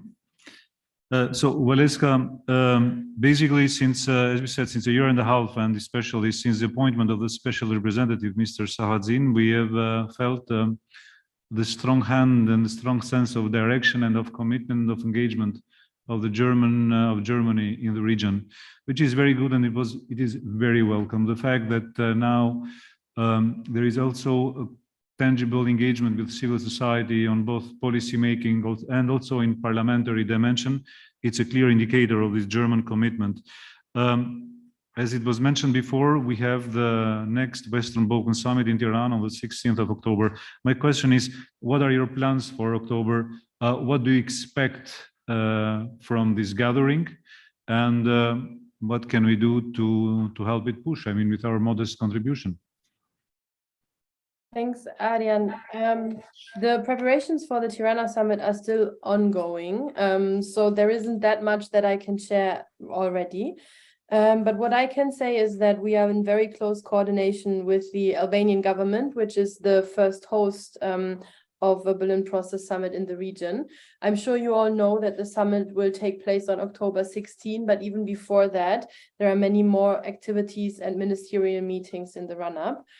In a nutshell, the Albanian government is planning to focus on the common regional market. We've heard that the RCC is working on more agreements, and we really hope that we can make a big step forward there. Another pillar that will be very important is the green agenda, and in particular, the climate partnership with the Western Balkans that Germany has initiated last year. And Zoran has already mentioned German contributions there, and this was launched in June in an event in Tirana, and by the summit it is planned to further spell this out. And the Armenian government further would like to focus also on the issue of youth and science, and this again is closely linked, of course, also to the mobility agreements. When it comes to what you can do to help, I think what you're doing right now is already a great help in monitoring the ratification processes and the implementation processes. I think whatever you can do to also demand from your governments that they hold up their commitments that they made in the action plan for the common regional market. I think all of these are very important contributions from your end. Thank you very much. Any follow-up question about Ms. Esch? Okay, so thank you very much, Valeska. I'm passing the floor then to the lady on the left. Yeah, thank you. Hvala, dobar dan. My name is Anna Rodeserto, and I've been working and also doing research in the region for 6 months now in this very, very, very present season, let's say, but traveling and working in the extended region, Western Balkan 6, since 2009. So quite a wealth of experience. In the past 6 months, I had this kind of privileged observatory also position to work at the intersection of academia, so through a grant to do research at the University of Sarajevo, Faculty of Politička nauka, and at the same time my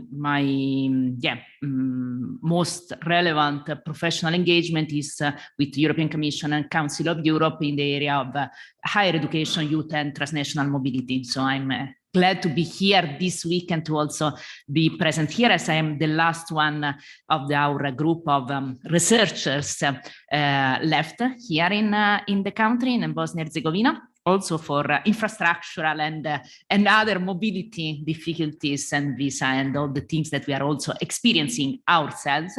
And it's very, very important. I personally went through all these processes, and it's important that we also witness as other Europeans. So I'm a strong defender and promoter of this concept of wider Europe. So we are already here. Sorry, excuse me.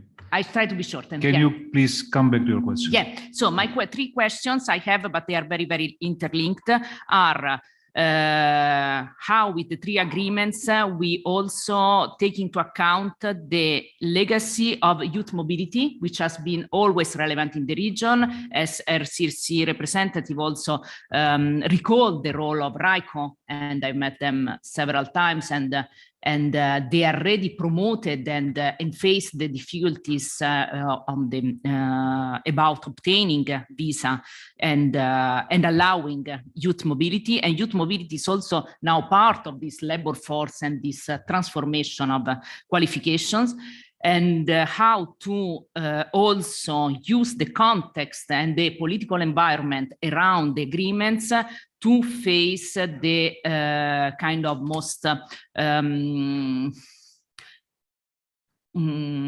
disruptive sometimes part of the systems. So working under the mobility framework, I had also to to face with the two most relevant pillars that are procurement, as you also mentioned, and agree. And Sorry, can you accreditation. please rephrase the second one? Because I Yes. didn't get it. So how to make the most of this political environment, discussion on the mobility agreements to also integrate the reflections on the divergences in the countries, for example, in terms of accreditation and procurement, that are directly affecting the transnational mobility, especially in higher education. And so the political context now, as lively as it seems, if can also, and to what extent it can also help to really ease the cooperation in the region and with the European higher education systems and other political and business entities as well. Thank you. Thank you. Thank you very much. I'll try to give first elements of reply to your questions. The first one is about the legacy of youth mobility and 3 mobility agreements. I mean, it's at the same time, it's a closed loop. It's a legacy, but it's also a goal in itself. So, and youth being a transversal theme or a target group, which covers everything that is being done now in the Western Balkans, it's intended, and it is silent, I would say, for the moment, but even more and more vociferous stakeholder in all those policies. So as I said, it's a closed loop. It's a cause in itself, it's an objective, but also an instrument. Regarding the next question, how to make the most of 3MA dynamics to increase mobility? This is basically, I mean, what Ms. Esch mentioned is that, and also Amr also mentioned, is that bringing 6 governments together, I mean 6 countries together in Berlin to sign this thing, show that it can be done. Show that it can be done, show how, gave elements of how it can be done. And now the onus is on the implementation, how to implement it. So it's a slow process. It's a process from which we learn, everybody learns. It's the first time that you have such an active engagement of civil society. It's the first time that we have such an active cooperation between member states, between European Union, between governments of the Western Balkans, civil society, research institutions, everybody on this. So I think this is, it works in what, and I'm quoting Amr again, ecosystem of, Amr, what you said, I'll find it. A unique ecosystem of cooperation. This is your floor. So by creating this unique ecosystem of cooperation, it left, I mean, it ups all the boats. Okay, any other question or statement or suggestion? Because I have one for you, Amr. Right, can you let us know where do, I mean, RCC, it's, I mean, it was the organization that was mentioned the most during this event. And we are very happy about it. And it recognizes the wonderful work that has been done. I mean, not only now, because it is being seen now, but to reach the stage when those 3 agreements are signed, it needs a huge technical preparation behind. And in your 2021 report, all those agreements and the 4th one was declared, was stated as technically complete. Right. So now with the political will, political push, it was signed. Now the onus is on their implementation. Can you tell us a little bit where the situation is with the commissions and with the joint working groups? I know that one has been created, but is functioning only with 5, if I'm not wrong. Thank you, Adrian, for that question. Just for you, all of you to know, it was not easy endeavor at all. I mean, I was leading I was the lead negotiator for the ID agreement. And I can tell you, I mean, it was really, really difficult. We had 27 negotiation rounds. It took us 2 years, but we came to the conclusion successfully. Now, as Adrian rightly pointed out, now it is implementation. We have established this commission because every agreement has a provision that commission should be established to monitor the implementation. And of course, to address all issues if there are impediments for the implementation. We have managed to establish a commission on implementation of the ID cards. Why on 5? Because Bosnia and Herzegovina hasn't finished the ratification procedure and has not submitted instrument of ratification to North Macedonia. And that's why Bosnia has been, Bosnian and Herzegovina representatives have been called to participate as guests, not as a decision maker. Not even observer, no.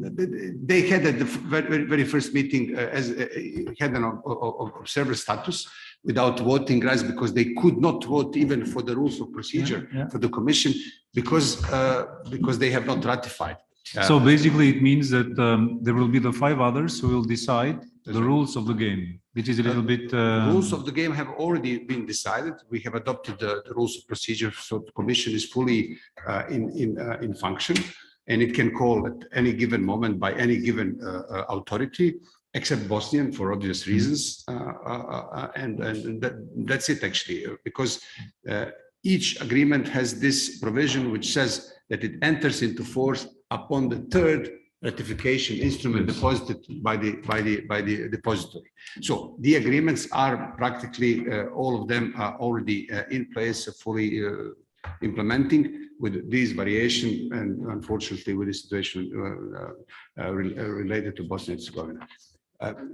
I need to just clarify something. Some of the colleagues said that Serbia and Kosovo used to have the same. They didn't. For Kosovars, in order to travel to Serbia, their ID cards were not accepted by Serbian authorities. They were given the white paper, which was stamped by the border police. Now, this has been changed. And this speaks a volume about the political commitment from the government of Serbia. I'm very, very, very happy and grateful to you for bringing this issue up. And it is extremely important. And it needs to be known. And furthermore, for you to understand, Kosovars could have entered Serbia only on 3 border crossings. Now they can enter on all of them. They can even transit. So that's a huge difference. So it's not the same. All other countries in the region, they have ID bilateral agreements. And the spirit of the ID agreements movement with the ID was actually to raise the last freedom of travel barrier, which is in between Kosovo and Bosnia and Herzegovina. Given the fact that Bosnia does not recognize Kosovo, and this is something that is political axiom, which we cannot change, then we all decided to actually disguise it into the regional framework. And can you imagine this level of understanding of all other countries who already have bilateral agreements among themselves to travel with the idea they don't need this regional one, but they volunteered, knowing, and even Serbia did it. So therefore, I keep repeating, and thank you, Mr. Vukovic, also for bringing this business rationale to that. That's why I cannot really understand why authorities in Bosnia and Herzegovina are doing what they are doing. Because without Bosnia and Herzegovina fully ratifying this agreement is dead. It doesn't make sense. And Bosnia will continue losing the amount of money that you rightly pointed out. So I mean, it's really I would call it, maybe I would exaggerate, shameful, but this is what it is actually. Amor, this is what you just mentioned between Kosovo and Serbia. It's, I think, one of the main achievements and the hidden ones, or the not known public. So I'm very happy that you brought it up. We are slowly but surely joining the end of our session. And I mean, we are all very busy, but some of us even more busy than the others. So without much ado, I will give the floor to Ms. Esch for her closing statement. And afterwards, we'll give the floor to all the panelists for their closing statements, and afterwards to leave the floor for the coffee break, which is waiting for us outside. So Ms. Esch, the floor is yours for your closing statement. And thank you very much for staying with us until now. Thank you very much, and I'm sorry that I'm so under pressure today. It's not always like that. I don't really have much to add, and thank you, Ama, for explaining also the added values again. All I can say is that we do really hope that we will make progress. We do really hope that countries will have the political will to overcome what is left as obstacles. And we are looking forward to and hopefully a successful Berlin Process Summit in fall, and also continuous work in the meantime. And I want to stress the importance of the RCC again, because the actual groundwork has happened before we even got involved, and is now also happening in the commissions. And I think this is really important, and it's I think very important to understand that all of this is much more technically difficult than it seems on the first sight. I am deeply convinced that all of the agreements are in the direct interest of citizens. We have heard many examples today why that is. And yeah, I can really only repeat, we hope that governments will come together and will ratify and implement as quickly as possible, and work with their full commitment on additional agreements. I would leave it at that. I wish you all a successful rest of the conference and a nice weekend. Thank you very much for having me.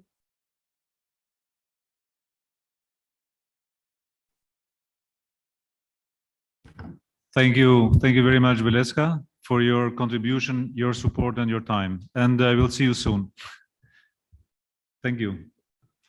So we continue with the closing statements, and I will give the floor to Mr. Nechev, Zoran from Skopje, so that he can also close with us and tend to his very busy agenda as well. Zoran, can you hear us?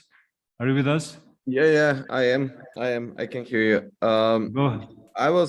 Yeah, we heard quite a lot. I don't know if I can add something.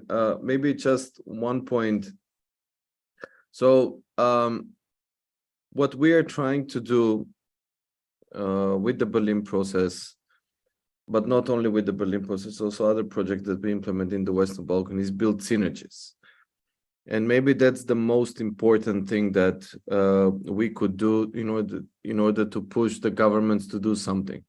So join forces and state the facts quite vividly and openly, so we would know exactly who is the one to be blamed, or who is the champion in whatever we're doing in regional cooperation. That's the only way forward, I think. There are a lot of obstacles. I think there are more obstacles than opportunities. But anyways, once we have an opportunity, I think that we should all grab it and move forward on it jointly.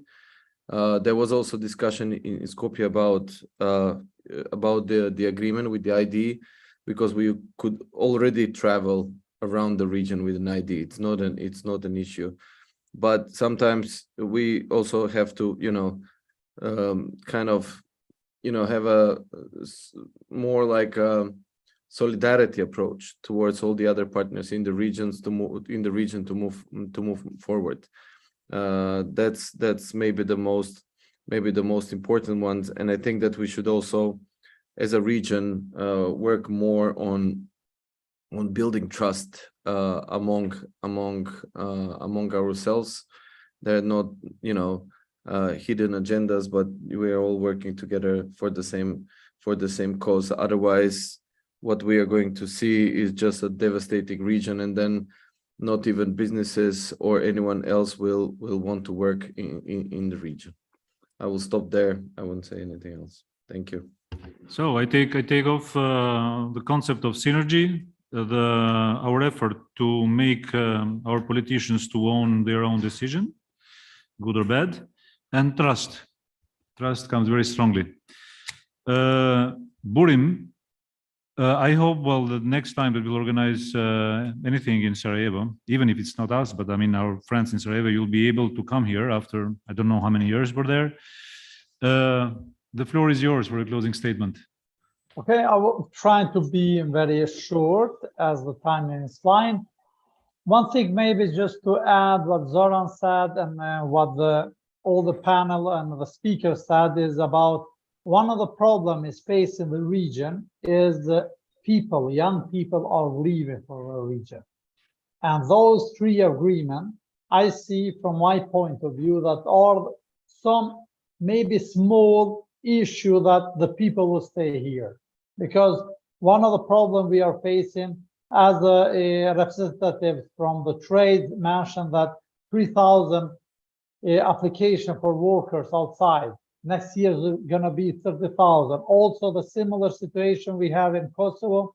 Also, as I heard from the partner all over the region, the businesses need the people for workers. Labor force is a problem. And when I mentioned in my presentation, those recognition of the professional qualification also will have mobility of the people in the region, because it's easy for the people to work in the neighbor country than working in the Western Europe or in US, or even they fly to Australia for better life. And those are maybe in the next meeting with the civil society, with all stakeholders, maybe one of the main issue for this region is immigration. And we must see this Berlin process, we are seen as one of the, how to say, process then the common regional market will help also the communities and the economies of the region to be sustainable, and we don't need to go outside to accept that leave our country for better life.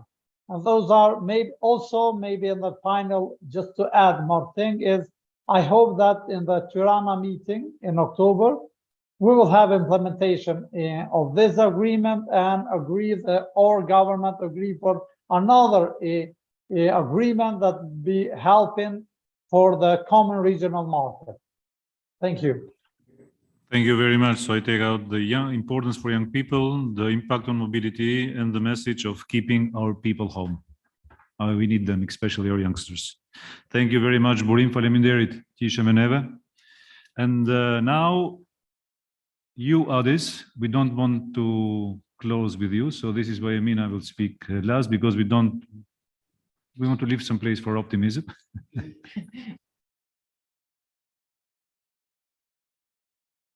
Sure thing. I have optimism. Let's first be realistic. What's ahead of us is probably the scenario we all heard. We will accept these two agreements that will definitely have very good impact for every individual in the region. But we still don't have actually any knowledge about how it will reflect on us on macro level, on the problems of the economy, of the faculty and academic life, etc., etc. Those are open questions we discussed them a couple of days ago, very, very intensively in private way. And in that sense, I would like to invite the RCC as well, to try and keep up the good work, but actually, invite civil society to kind of discuss this and maybe try to work together to do something to get a basic idea on how this will reflect each country, because these are really important agreements, and we are opening our economies to certain vulnerabilities that were not there before.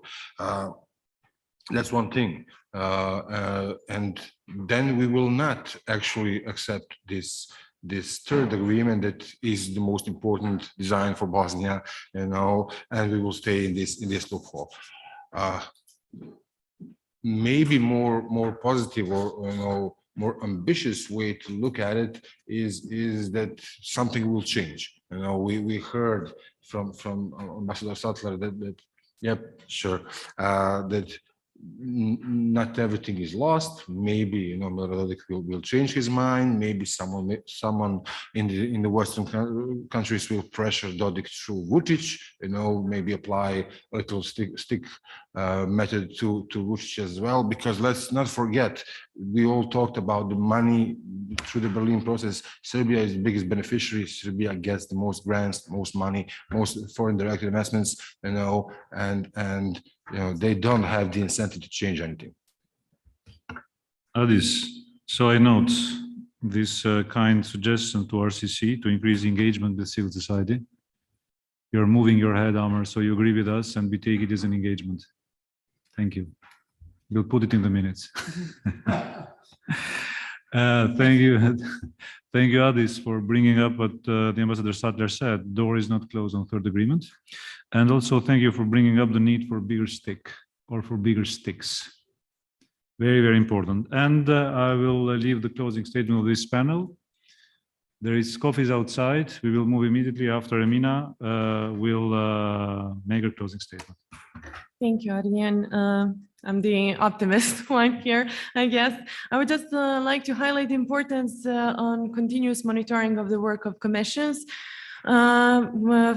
which are related to the implementation of these three agreements. Their work should not just be a ticking the box. It has to be substantial.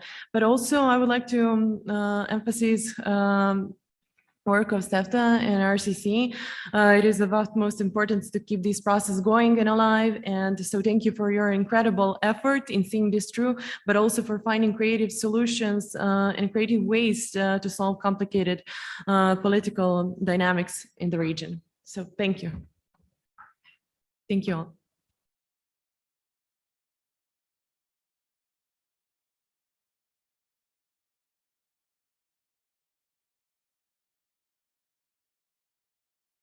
Not okay. Now it's the time for the break. I think that we well deserve that break, and I hope that we will be on time back to the second also very interesting panel. Thank you. See you soon.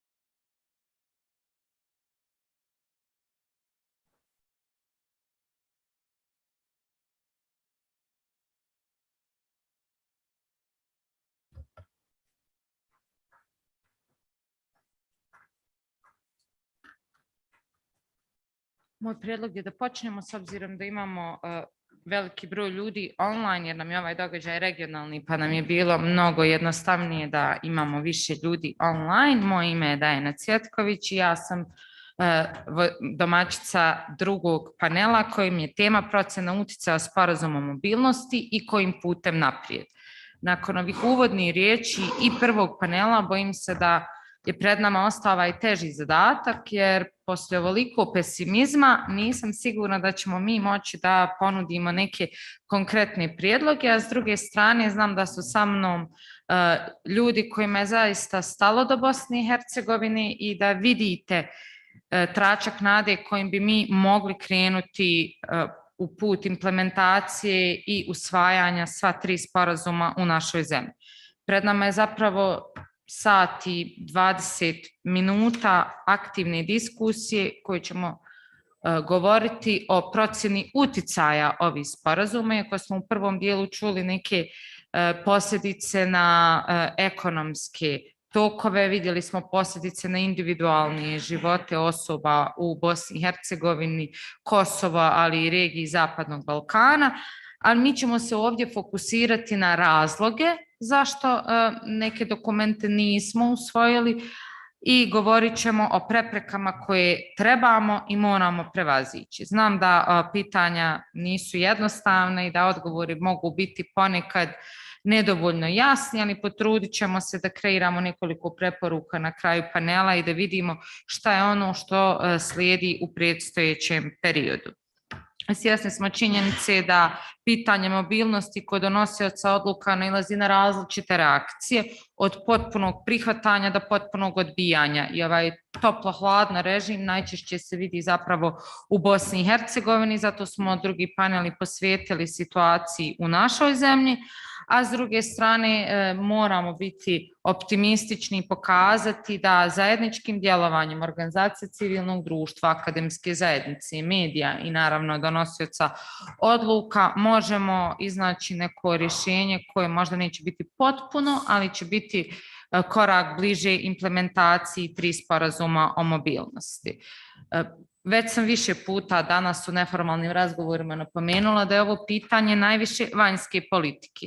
I izuzetno sam tužna da danas nemamo predstavnike Ministarstva vanjskih poslova koji bi možda mogli i u velikom dijelu doprinijeti ovoj diskusiji. S druge strane možemo zaključiti da ova tema nedovoljno zanimljiva za njih ili možda saradnja sa civilnim sektorom i prepoznavanjem poziva organizacije civilnog društva nije naišla na adekvatno prihvatanje unutar institucija. Zato sam sretna da danas sa mnom govori 5 osoba, neko ih ovdje vidite 4, jedna gošća je online, tako da ću prvo predstaviti gospođu Mariku Dejali koja je predavačica na Univerzitetu u Bradfordu, a Marika je neko ko već dugo godina prati berlinski proces i možda nam može dati osvrt ili pregled situacije izvana, kako cijeli proces izgleda izvana. Marika, dobro nam došla. Hvala lijepo, Dejana. Dobar dan svima. Drago mi je da ste me pozvali danas da učestvujem na ovoj konferenciji. Izuzetno je bitna iz razloga koje smo već čuli. Ja učestvujem u berlinskom procesu od 2014. godine. 2015. sam prvi put bila na summitu kao savjetnik za pitanja bilateralnih sporova između zemalja Zapadnog Balkana.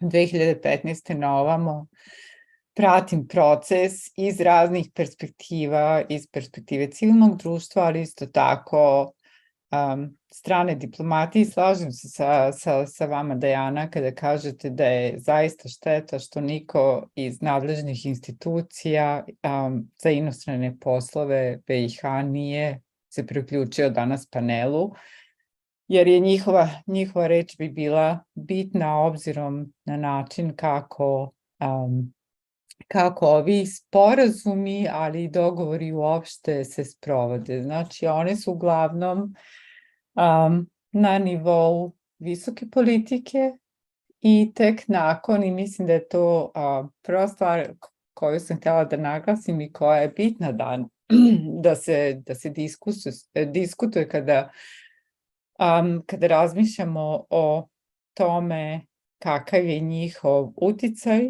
i gde ići, mislim, gde nas put vodi u budućnosti što se tiče sporazuma. Znači, uglavnom je pitanje visoke politike i mi smo to sa kolegama diskutovali u nekoliko papira, policy papers koje smo napisali. Pitanje je kako spustiti sporazum na nivo građana, znači imamo nivo visoke politike, nivo državnih institucija i državnih predstavnika i onda imamo nivo građana. Jedna od stvari koja se predlaže u maltene svakom ciklusu od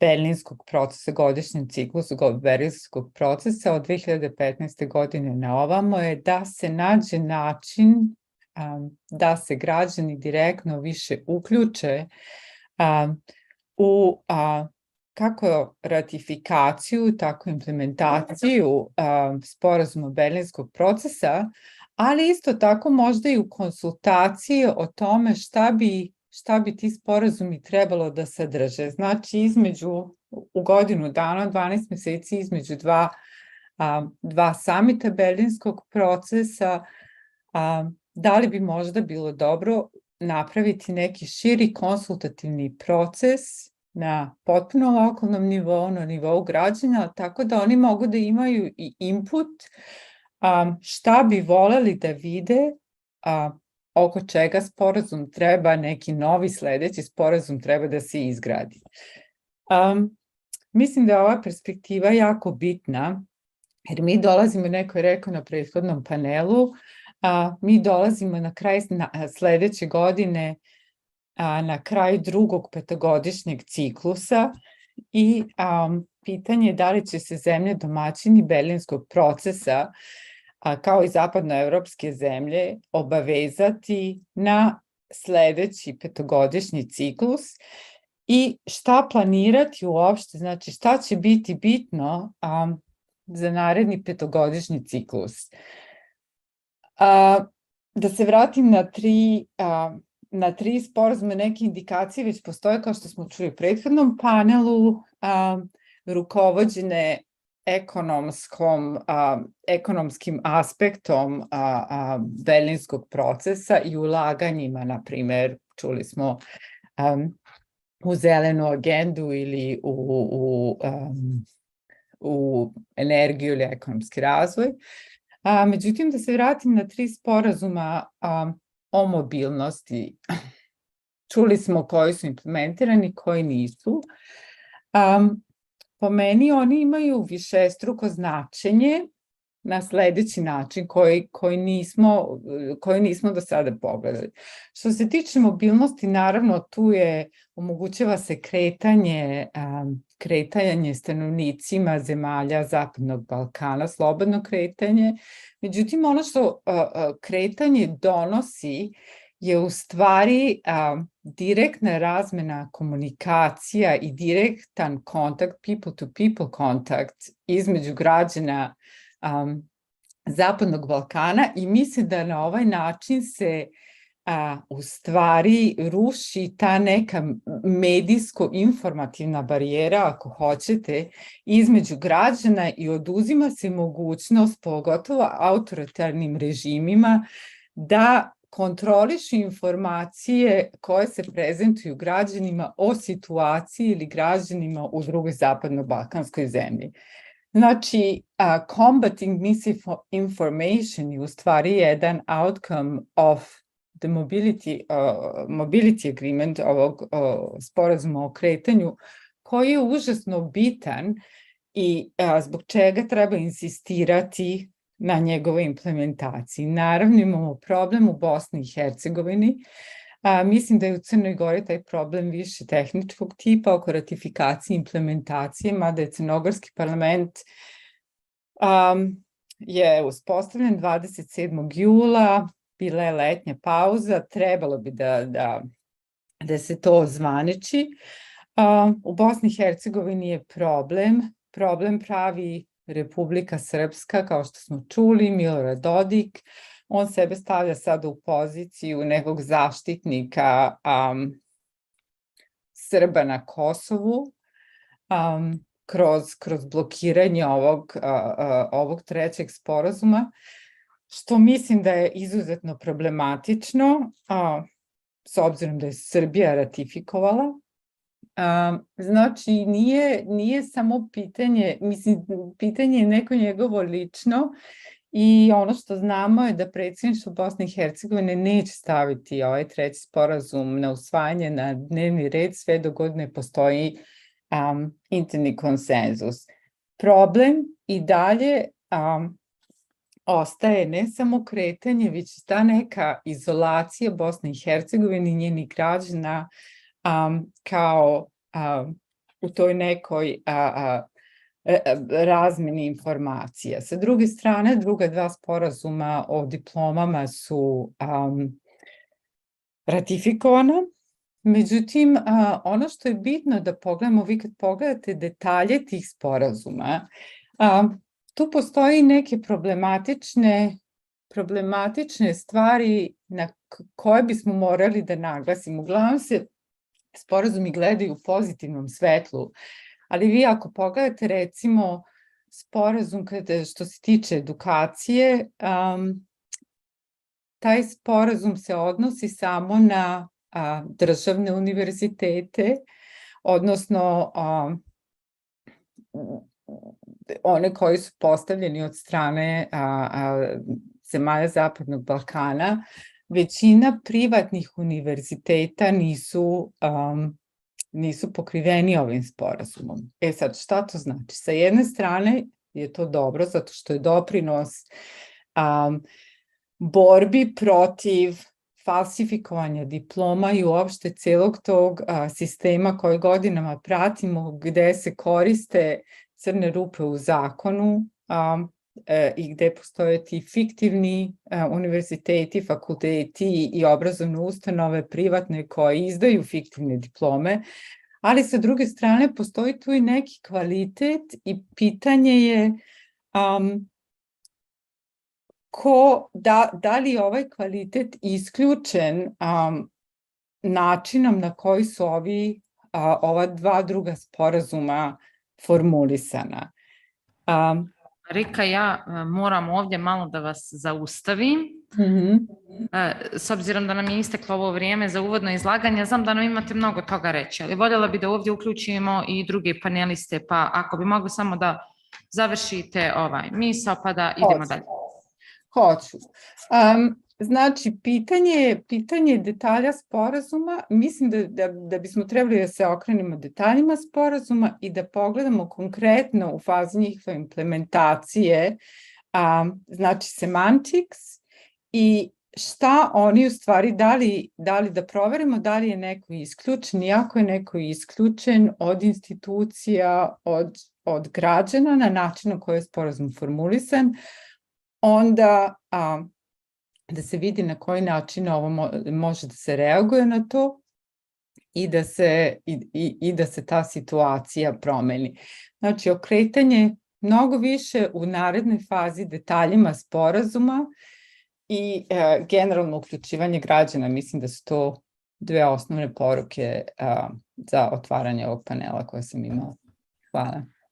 Hvala puno za ove dvije poruke, one su mi odličan uvod da predstavim mog drugog panelistu, to je gospodin Adan Husić, pomoćnik ministrice u sektoru za obrazovanje Ministarstva civilnih poslova i upravo ćemo govoriti o ova dva sporazuma koja za sada imaju veću perspektivu implementacije, ali ono što je možda ostalo nedovoljno jasno i za one koji nas prate online, ali i za nas koji sjedimo ovdje, šta je ono što treba da uslijedi i na koji način detalji o kojima je gospođa Marika govorila mogu biti uzeti kao naša prednost i implementirani u budućoj fazi. Pa gospodine Adnane, izvolite. Hvala puno. Ja bih da se zahvalim još jednom na organizaciji ovakve jedne platforme, zaista gdje možemo razmijeniti mišljenja vezano za sva tri sporazuma i veoma je važno da smo danas ovdje da razgovaramo na ovu temu s obzirom da je zaista potrebna jedna vrsta podizanja svijesti o važnosti sporazuma koji su potpisani u okviru Berlinskog procesa. Činjenica jeste da je ministarstvo iz kojeg ja dolazim, dakle, koordinira obrazovni i zdravstveni sektor, sektor rada i zapošljavanja i ovo će nam kasnije biti važno kod implementacije samih sporazuma kada se budemo dotakli tih pitanja, pa ću se evo prevashodno, dakle, prvenstveno osvrnuti na ova dva sporazuma, dakle, sporazum o priznavanju kvalifikacija u visokom obrazovanju na Zapadnom Balkanu i sporazum o priznavanju stručnih kvalifikacija doktora medicine, doktora dentalne medicine i arhitekata u kontekstu CEFTA. Ako govorimo o utjecaju, dakle, ova dva sporazuma na Bosnu i Hercegovinu, neosporno je da će oni imati benefite prilikom, dakle, dok se završi proces ratifikacije. Evo, čuli smo jutros prije podne da se to očekuje vrlo skoro. Nekoliko stvari koje su nama značajne u Bosni i Hercegovini, a tretirane su kroz ova dva sporazuma. Prva je da mi u stvari kroz same sporazume ispunjavamo naše međunarodne obaveze koje je Bosna i Hercegovina preuzela nekim drugim dokumentima. Dakle, CEFTA sporazum iz 2006. u smislu ekonomske integracije, čuli smo iz RCC-a i jutros je bio spomenuti akcioni plan za zajedničko regionalno tržište 2021-2024, koji se odnosi upravo na uklanjanje prepreka za priznavanje stručnih kvalifikacija. Drugi benefit koji što ovi sporazumi mogu postići jesu evropske integracije i ubrzanje našeg puta ka Evropskog uniji. Zašto spominjem taj dio? Dakle, indirektno provođenje ovih sporazuma je i provođenje okvira Evropske unije za automatsko priznavanje stručnih kvalifikacija za 7 zanimanja: ljekari, medicinske sestre opće njege, stomatolozi, veterinari, babice, farmaceuti i arhitekti. I to je tretirano jednom direktivom 2005/36 i njenim izmjenama 2013/55, koja se upravo odnosi na ove regulisane profesije.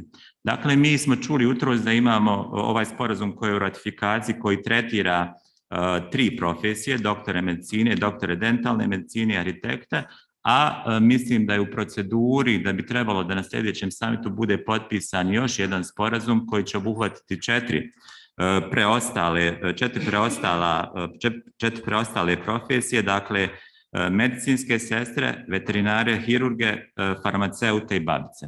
Na taj način, dakle, kroz sve 3 sporazuma, dakle ova 2 koja su već potpisana i u proceduri su ratifikacije i plus taj jedan koji će, nadamo se, biti potpisan u oktobru mjesecu u Tirani, mi ćemo faktički u regionu indirektno implementirati na neki način direktivu Evropske unije koja se odnosi na regulisane profesije.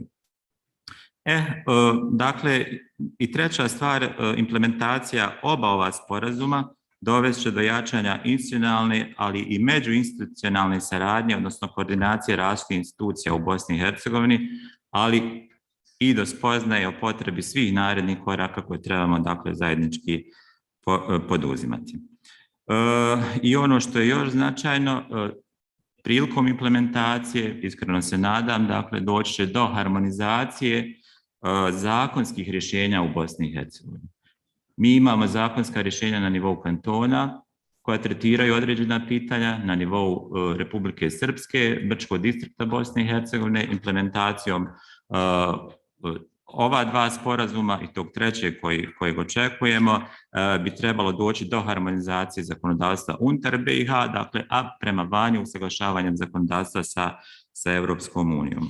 Ako govorimo o izazovima s kojima se možemo susresti tokom provođenja, može se desiti da imamo pojačan brži odliv radne snage, u smislu da stručnjaci iz ovih oblasti će lakše ići tamo gdje su im bolji uslovi rada i veća primanja. Izazov sa kojim se također možemo suočiti jeste naša unutrašnja brzina odgovora. Dakle, efikasnost horizontalne i vertikalne koordinacije i iznošenje usaglašenih stavova na nivou regiona, dakle to je onaj takozvani jedan glas, a u okviru zajedničkih regionalnih tijela koja se trebaju formirati kao rezultat ovih sporazuma. To govorim iz razloga, samo evo ako posmatramo obrazovanje, imamo 11 kantonalnih ministarstava, 3 entitetska i odjel za obrazovanje Brčkog distrikta, što je ukupno 15. A ako dodate na to zdravstvo, rad i zapošljavanje, komore, udruženja, onda se vidi da je to jako kompleksno pitanje za Bosnu i Hercegovinu. I još jedan od izazova je kompleksnost i nedovoljno poznavanje same materije, direktiva, odnosno ovaj proces je jako kompleksan, čak postoji određene zemlje Europske unije koje do kraja tu direktivu nisu implementirale, ali plaćaju pod navodnicima određene penale Europskoj komisiji za taj dio.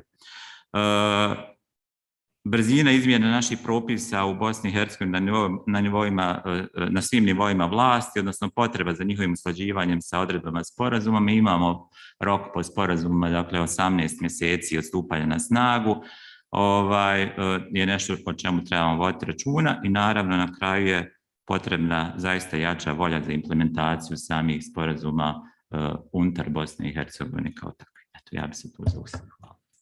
Hvala vam puno, rekli ste nam mnogo važnih informacija i nekako mi se čini da je postalo apsurdno govoriti o berlinskom procesu. Ovo je više nekako bosanski proces jer mi trebamo najviše da uložimo napora i čini mi se da smo mi ti koji i najviše zaustavljaju proces da on pređe u neku novu fazu. Ali da nije sve tako jednostavno, ali ni komplikovano i da cijela ova priča nije samo u formi dokumenata i zakona koje moramo kreirati ili uskladiti. Nije samo ni do radnih tijela koja moramo oformiti i u njima aktivno učestvovati, imati ovaj jedan glas koji je za našu zemlju zaista vrlo problematičan, nego cijela ova priča ima i ljudsko lice. Zato mi je drago da je danas s nama gospođa Sabina Čudić, poslanica u predstavničkom domu Bosni i Hercegovini i važno mi je da govorimo o ovome iz vaše i privatne i poslovne strane, s obzirom da ste nekoliko puta u javnosti govorili o privatnoj želji da se ovi sporazumi usvoje, prije svega mislim na ovaj putovanju sa ličnim kartama, odnosno bezviznom režimu sa Kosovom. Pa možete li nam dati kratak osvrt na ovu situaciju i kakav je utjecaj sporazuma o mobilnosti i na vaš profesionalni i privatni život?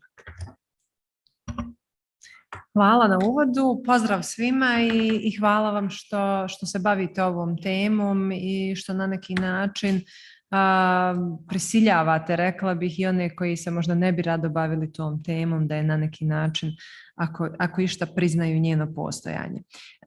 Ja ću krenuti od ovog, kako vi kažete, poslovnog segmenta, a onda ću govoriti kratko i o privatnom. Kada govorimo o kapacitetima Bosne i Hercegovine da apsorbuje ovu vrstu sporazuma, mislim da govorimo, nažalost, o zemlji koja je u proteklim decenijama, reći ću kolokvijalno, navikla da analizu njenih interesa radi neko drugi, odnosno da se ta analiza interesa servira od strane ili međunarodnog faktora ili nevladinih organizacija. Imamo jako malo institucionalnog kapaciteta da radimo jedne ozbiljne, duboke analize dugoročnih, pozitivnih, negativnih efekata, pa između ostalog i sporazuma poput ovog. I onda dolazimo u jednu, rekla bih, banalnu situaciju u kojoj se o vrlo kompleksnim stvarima raspravlja na jedan potpuno banalan i populistički način iz razloga što nemamo dovoljno podataka, niti institucije komuniciraju te podatke na pravi način i mislim da u tom segmentu institucijama mora biti partner nevladin sektor kako bi do građana doprlo odgovor na ono osnovno pitanje šta je tu za mene. I evo da radimo sada neku analizu šta uopšte berlinski proces znači za Bosnu i Hercegovinu. Ja sam sigurna da preko, i to je, evo, preuzimam i ličnu odgovornost, ali i pozivam i na odgovornost nevladinog sektora, da preko 90% građana zaista ne zna u kratkim crtama reći šta bi tu eventualno, koju bi korist oni imali i kada izađemo iz tog svog najužeg kruga šta je tu za mene i šta bi moglo neka šira društvena zajednica da ima. I zato mislim da bi ovi segmenti gdje govorimo o priznavanju diploma, kvalifikacijama, besplatnom priznavanju diploma, procesima koji nas približavaju Evropskoj uniji, dakle za razne interesne skupine da moramo na različite načine komunicirati te interese. Sada, ono što je drugi segment problema jeste da je politika u Bosni i Hercegovini, evo sada govorim iz svog najličnijeg iskustva, dolazim iz stranke koja je bila u opoziciji pa je sada u vlasti, shvatate koliko god da ste toga bili svjesni i sa one druge strane, još više shvatate u salama poput ove evo, gdje su se prije 3 dana dešavali, između ostalog pregovori državne koalicije, da je politika duboko transakcijska i da se interesi moraju tretirati na jedan vrlo transakcijski način i da se između ostalog interes za berlinskim procesom Bosne i Hercegovine stavlja na agendu u zamjenu za nešto drugo i da se mora tretirati transakcijski zato što ta neka politika priznavanja zajedničkog interesa gotovo da u Bosni i Hercegovini ne postoji. Sada, osvrnut ću se kratko na ovaj privatni segment. Zašto mislim da je on važan u komuniciranju s građanima? Zato što odgovara na jedno od ovih pitanja šta to tačno znači u praksi i šta nam odsustvo toga znači u praksi, ali i ono pitanje koje mislim da izvještaje rijetko analiziraju šta znači za život regiona. Ne samo u ovom smislu koji smo adresirali i koji je beskrajno važan u smislu diploma, ekonomskog jačanja, ekonomske otpornosti regiona na kretanje globalna. Pored toga ne analiziramo šta znači sloboda kretanja unutar regiona, šta znači razmjena unutar, šta znači za kulturne institucije, za turizme naših zemalja, za porodice ljudi, za povjerenje u sistem. Dakle, ja sam u specifičnoj situaciji gdje moje dijete ima 2 pasoša, ima kosovski pasoš i bosansko-hercegovački pasoš. Kosovski pasoš ima po osnovu oca koji dolazi iz Prištine, koji također ima kosovski pasoš i bosansko-hercegovački pasoš.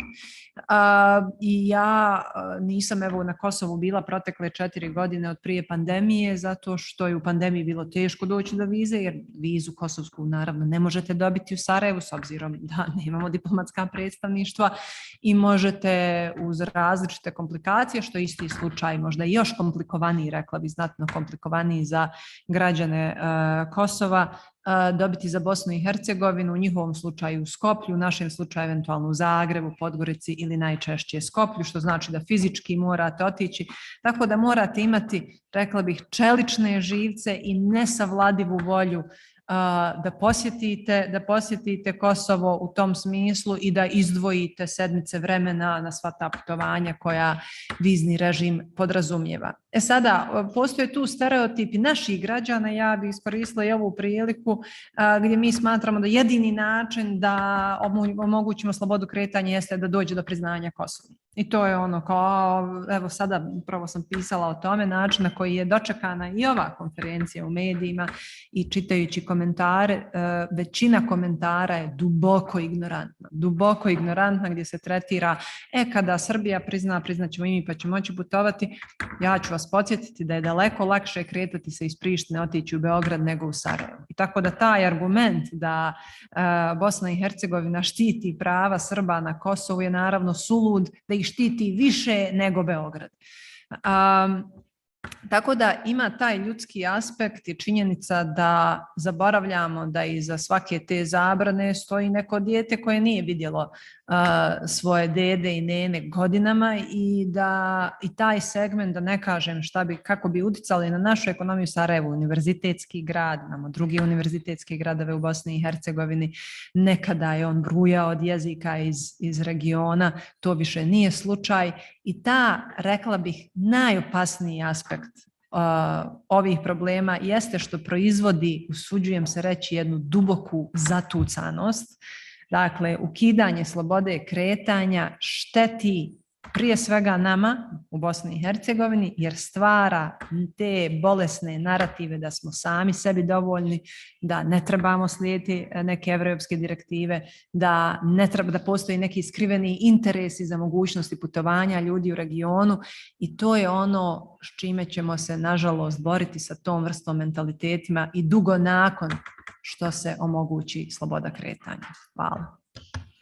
Hvala puno, ovo je zaista bilo inspirativno. Zapisala sam nekoliko važnih informacija i posebno mi je važno ovo da ste istakli da pitanje slobode kretanja nije samo administrativno pitanje, nego govorimo o razmjeni, kulturi, tradicije, jezika i ono što mi svi u regiji volimo da istaknemo da smo bogati zato što smo različiti, a zapravo ovom ukidanjem slobode kretanja mi praktično pokazujemo nešto drugo od onoga što deklarativno zagovaramo. Volim više uvijek govoriti o ovim socijalnim aspektima sporazuma, ali neminovno je govoriti o ekonomskim aspektima, tako da je moj naredni govornik gospodin Saša Acić iz Unije poslodavaca Republike Srpske. Znam da nije lako govoriti o ekonomskim aspektima, posebno što govorimo često i o nekim predviđanjima, ali ja ću vas zamoliti da napravite kratak osvrt na koji način ovi sporazumi negativno ili pozitivno utiču na poslodavce, odnosno kompanije u svih 6 država. Hvala. Evo ja petkom u ovo vrijeme obično budem malo veseliji, zato što dolazi vikend. Danas nisam nešto pretjerano veseo, ali ću se truditi da vas malo razonodim. Iako se radi o sporazumima koji su jako ozbiljni, ja ću biti šaljiv.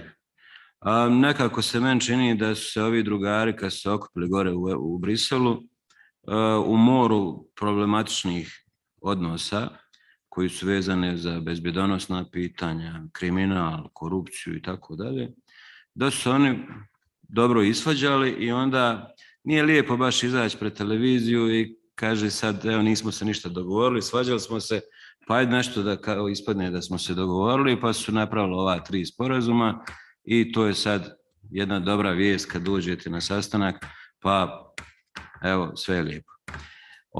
Tako da ja ne vjerujem baš u dobronamjernost onih koji su pisali ove sporazume, ni mecene, ni u one koji su možda primorani ili su željeli da potpišu ovakve sporazume. I želio bi negdje posebno kroz dvije prizme da posmatramo ove sporazume. Prva prizma, prošle godine je navodno urađen popis stoke u Bosni i Hercegovini, između ostalog i ovaca. Ja volio da neko provjeri tu informaciju, ali ja sam čuo da je i Savjet ministara usvojio taj popis i mi sad znamo u Bosni i Hercegovini koliko ima ovaca. A s druge strane ne znamo koliko ima ljudi. Znači danas je 2023. godina, popis je završen 2013. i sad veliki broj ljudi je napustio Bosnu i Hercegovinu iz perioda 2013. do 2023. Ali mi ne znamo koliko je otišlo. Druga prizma je vezana za IQ. Organizacija koja se zove World Population Review iz Washingtona je napravila analizu IQ-a prosječnog za svaku zemlju na svijetu. I Bosna i Hercegovina je na 66. mjestu sa prosječnim koeficijentom inteligencije 88. Da je to približno tačan podatak govori i da je Mensa radila 2016. godine i da je prosječna inteligencija u Bosni i Hercegovini iznosila oko 90. Oprostite, morat ću vas ovdje prekinuti. Voljela bi da ostanemo fokusirani na sporazum. Sporazum su, odmah sam rekao, neprihvatljivi i nisu nam nešto naročito bitni. Ali ja sam se referirao na to, pa ja bih zamolio da me pustite da završim. Nije nikakav problem, slobodno izvršite. Imam mogućnost da kažem svoje mišljenje o sporazumu. Znači, sporazumi su napravljeni onako usput i to su kusur sporazumi koji na kraju trebaju da poluče nekakav rezultat. Volio bi, naravno imam uvijek potrebu da na neki način isprodukujem i neku repliku na moju diskusiju. I sad gledajte, znači, ako želite mogu vam i pročitati šta to znači. To nije uopšte loša pozicija na svijetu, imajući u vidu da je recimo Japan zemlja koja ima najveći stopu IQ-a, to je 106. I sad gledajte, koeficijent 140 takvih ljudi u jednoj zajednici ima 0,2%. Za Bosnu i Hercegovinu bi to trebalo da znači otprilike da u našoj državi živi negdje oko 6.000 ljudi sa IQ-om preko 140. To su ljudi sa visokim stopom inteligencije koji se bave kreativnim radom, koji mogu vrlo lako postizati određene rezultate. Sad, sporazum tretira između ostalog da poboljša mobilnost ljudi upravo takvog, između ostalog i takvog nivoa inteligencije, da se kreću u zemljama Zapadnog Balkana. A ono što je zanimljivo, ti ljudi se kreću najčešće prema zemljama Europske unije i prema Americi i prema razvijenom svijetu. Znači, u suštini mi smo preusmjereni da se bavimo perifernim pitanjem i gro ljudi završava tamo odakle, tamo gdje su se sastali ovi drugari u Briselu, jel tako? Tako da vrlo je zanimljivo da se mi sad bavimo suprotnim kretanjem inteligentnih ljudi, ja ću tako reći, a gro ljudi odlazi na neki drugi kraj. S obzirom da sporazumi nisu ratifikovani, nismo imali oko čega se ni sastajati. Ali ja bih zamolio, s obzirom da je ovo tematika koja vas interesuje, sljedeće godine u ovo vrijeme da se izbaci analiza koliko ljudi više je sa ličnom kartom prešlo granicu Makedonije i Albanije, jer smo imali mogućnost kao građani Bosne i Hercegovine da idemo u Srbiju i Crnu Goru sa ličnom kartom. I ono što je također bitno da nam se sljedeće godine u ovo vrijeme kaže, da neko istraži koliko ljudi je počelo raditi sa VSS-om ili doktora ili ovih svih navedenih lica sa zanimanjem u Bosni i Hercegovini, odnosno u svih 6 zemalja. Na taj način ćemo vidjeti da li je sporazum efikasan ili nije. Ja vjerujem da za godinu dana nećemo imati šta istražiti. Također je jako bitno naglasiti da nekolicina zemalja Zapadne Europe ovdje ima. Ovo vam je demonstracija onoga o čemu sam govorila. Dobro, hvala. Ja bih zamolio, ako nije problem, da ja završim, ja vas nisam prekidao, pa evo. Znači, nekolicina zemalja Europske unije u Bosni i Hercegovini ima takozvane programe u kojem subvencioniše ili daje neku vrstu stipendije građanima Bosne i Hercegovine za studije van Bosne i Hercegovine, pa znamo da imamo takve sporazume sa Austrijom i Italijom, pa možda čak evo sad, a sad imamo i posebno jedan novi dio. Znači, univerziteti u okruženju se bave na tržišnim osnovama rastom svojih univerziteta i razvojem. I recimo imate situaciju da Novosadski univerzitet je prije 2 mjeseca poslao 2 autobusa na Pale da dovezu studente na prijemni ispit u Novi Sad. Znači, taj dio Bosne i Hercegovine ili Republike Srpske je njima interesantan kao tržište u smislu dovođenja studenata na njihov univerzitet.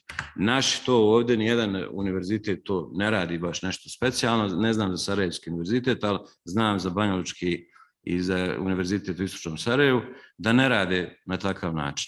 Što hoće reći da je sad, neko mogu razmišljati da je recimo Novi Sad ušao u tržište univerziteta u Istočnom Sarajevu. Ali to je tržišna stvar i ljudi se animiraju. Jako mi je drago da ste to spomenuli, a ujedno mi je žao što niste bili na prvom panelu gdje smo spomenuli 2 važne stvari. Upravo ovo o čemu vi govorite.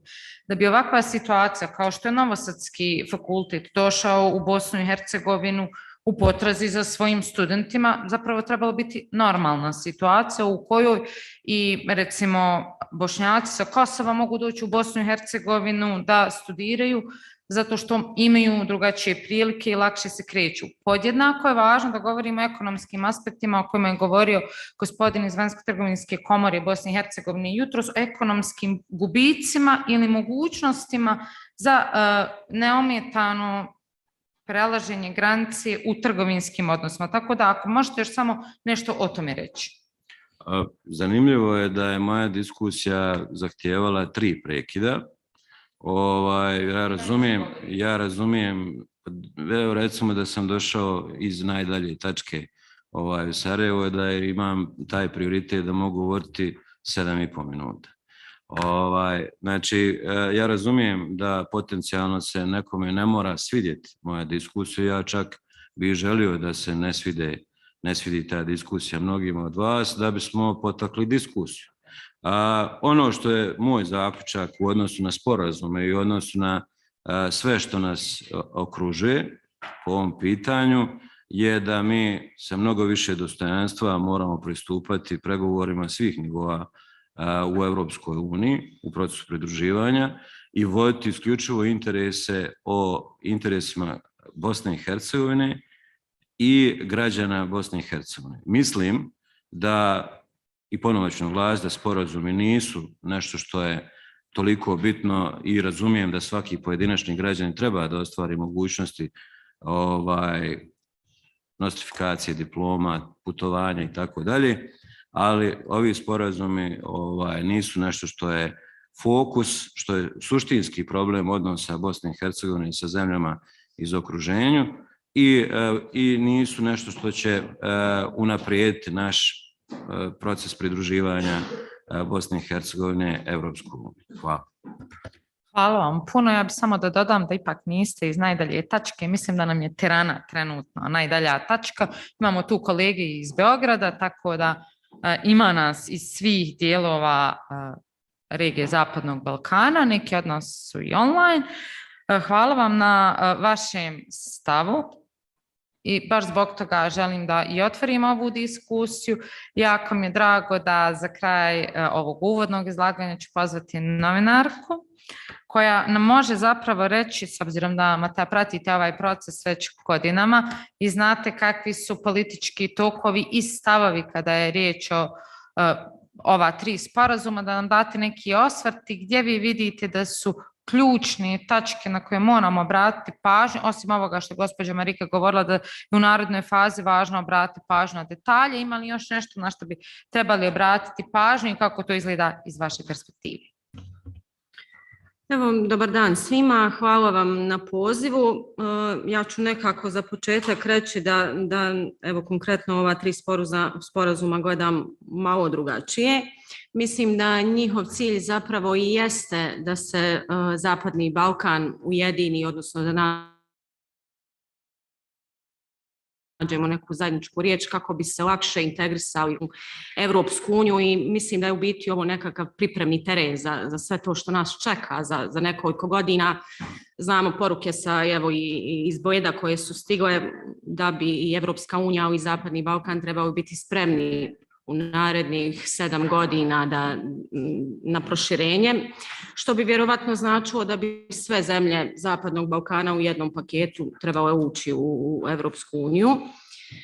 Kada govorimo o ova 2 sporazuma o diplomama i kvalifikacijama, činjenica jeste da se mi suočavamo sa odlivom radne snage, ne samo Bosna i Hercegovina, sve zemlje Zapadnog Balkana. I čak mislim da ovi sporazumi mogu pomoći da mi zadržimo tu radnu snagu na Zapadnom Balkanu, čisto iz razloga što, evo, stavljam sebe u neki kontekst, mada se ne tiče konkretno moje profesije, ali evo i da se tiče, možda bih voljela godinu dana živjeti u Beogradu pa se vratiti kući, jer ako odem godinu dana, ako u stvari odem da živim u Njemačku, vjerovatno se neću vratiti. Tako da mislim da to jeste neka opcija da probamo zadržati mladu snagu, radnu snagu i na kraju krajeva da ljudima iz regiona popunimo ona mjesta, radna mjesta koja nam nedostaju i da mi drugim zemljama u regionu damo ljude za radna mjesta koja njima nedostaju. Kada se tiče ovog sporazuma o kretanju sa ličnim kartama, činjenica jeste i tu da mi imamo bilateralne sporazume i da evo u biti ako ne prihvatimo, odnosno ako ne implementiramo sva ova 3 sporazuma u svih 6 zemalja, ovi sporazumi nemaju smisla. Jer pointa jeste da uključimo sve zemlje, da se uključi i Kosovo, da riješimo taj problem. Svakako, evo i gospođa Čudić je spominjala taj dio da tih nekih komentara koji se tiču Bosne i Hercegovina kao u smislu nije priznala Kosovo, pa svi povlače to pitanje, međutim ovi sporazumi se i tiču konkretno građana i mislim da jeste poenta da građani, nevladin sektor, civilno društvo vrše neku vrstu pritiska i mediji svakako, vrše neku vrstu pritiska, konstantnog pritiska i nekako, evo meni je žao što ovdje trenutno nema mnogo ljudi iz naših institucija, ali evo bilo bi lijepo da budete otvoreniji generalno i za medije i za građane, evo da znamo, shvatili smo, znamo da je procedura komplikovana, nije sve baš tako ni jednostavno u smislu ovi hoće, ovi neće, zaista mislim mi smo država koja ima takav sistem i moramo raditi po principu konsenzusa, ali bi bilo lijepo da nam institucije i objasne evo šta je to što se desilo, što se zakomplikovalo sa ova 2 sporazuma, na primjer kada se tiče diploma i kvalifikacija, isto tako i treće pitanje koje se tiče, odnosno u ovom slučaju Ministarstva vanjskih poslova i ove priče o implementaciji, odnosno ratifikaciji implementaciji sporazuma o kretanju. Evo za uvod, mislim da... Hvala puno. Ja bih voljela također da imamo na umu da nije neophodno govoriti o priznavanju Kosova da bismo govorili o 3 sporazuma i da postoje stvari o kojima sada možda nije vrijeme ni mjesto da razgovaramo, ali trebamo govoriti o tome zašto će nam ovi sporazumi i ono što je važno je da i organizacije civilnog društva i privredni subjekti i mediji, ali i donosioci odluka zajednički govore o ova 3 sporazuma i da se vidi na koji način ih možemo usvojiti.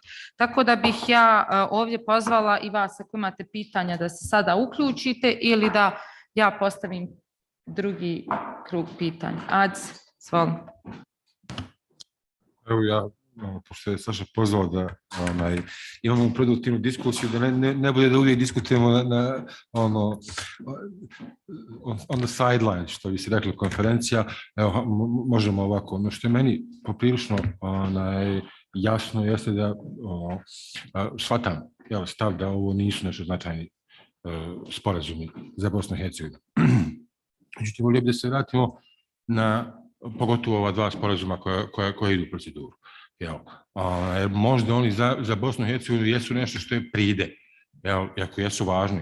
Gospodin Husić je to vrlo dobro objasnio, za Bosnu i Hercegovinu jesu nešto što je pride. Ono što je vrlo važno za nas jeste da se vratimo na te strateške interese Bosne i Hercegovine i da razumijemo kako mi danas kao ekonomija trpimo posljedice nekih političkih odluka koje su također bile na neki način nebitne, ali su onda rezultirale time da Kosovo uvede 100% carine za robu iz Bosne i Hercegovine, čime direktno gube članice vašeg udruženja i sve druge kompanije u Bosni i Hercegovini. To je jedan vrlo važan aspekt s kojeg mi moramo da gledamo ovaj proces.